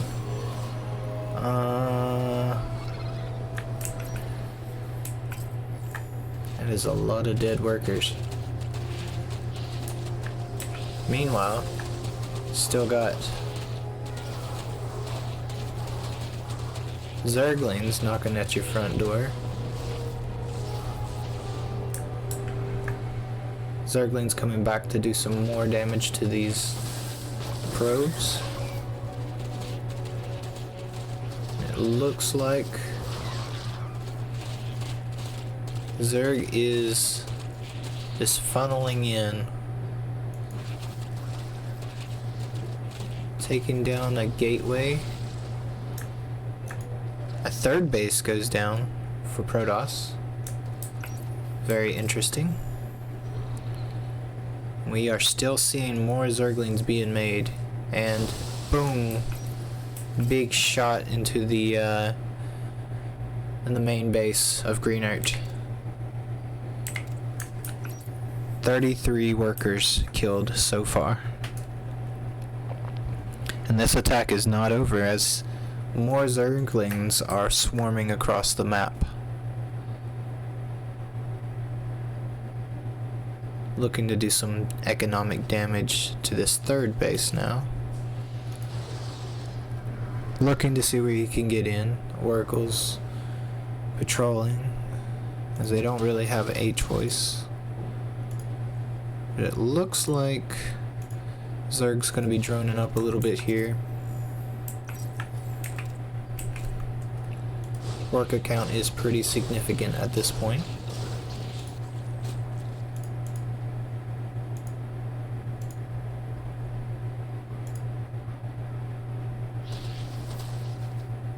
Looks like he is still trying to take down this Nexus.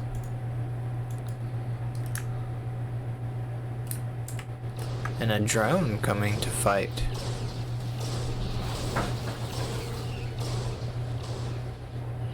What a heroic drone. And this base constantly being attacked here.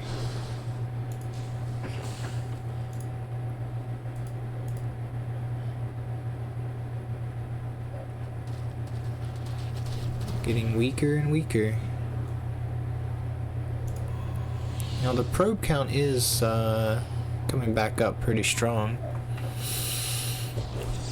Let's see, worker count 38 to 51. Zerg is still got a very strong lead on workers. I think we're gonna see some more macro oriented stuff now. It's not over. Uh-oh. Is that what I think it is? It is.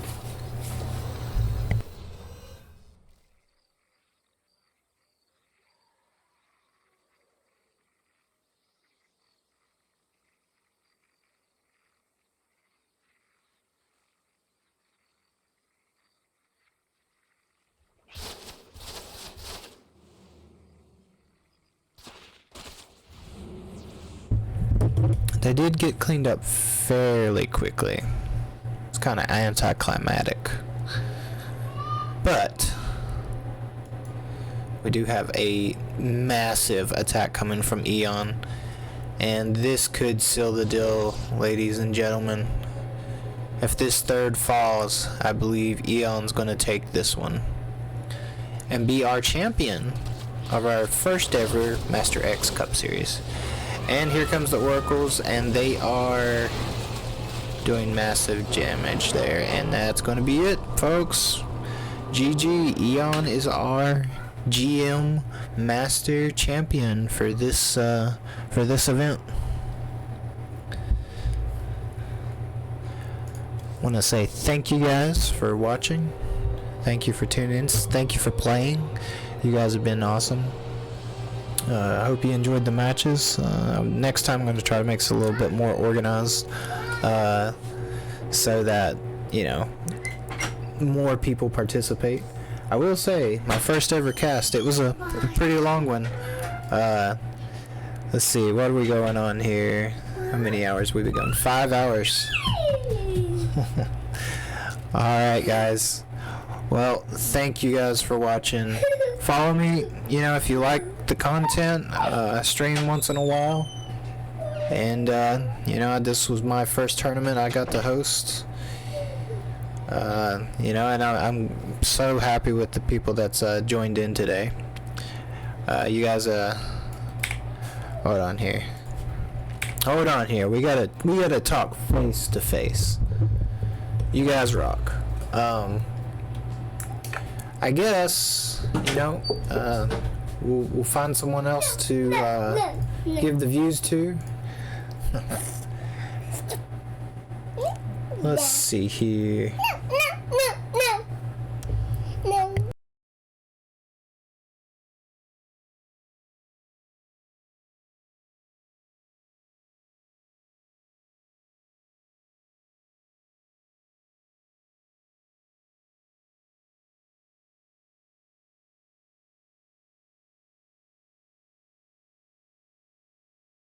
Alright guys, we'll see you next time.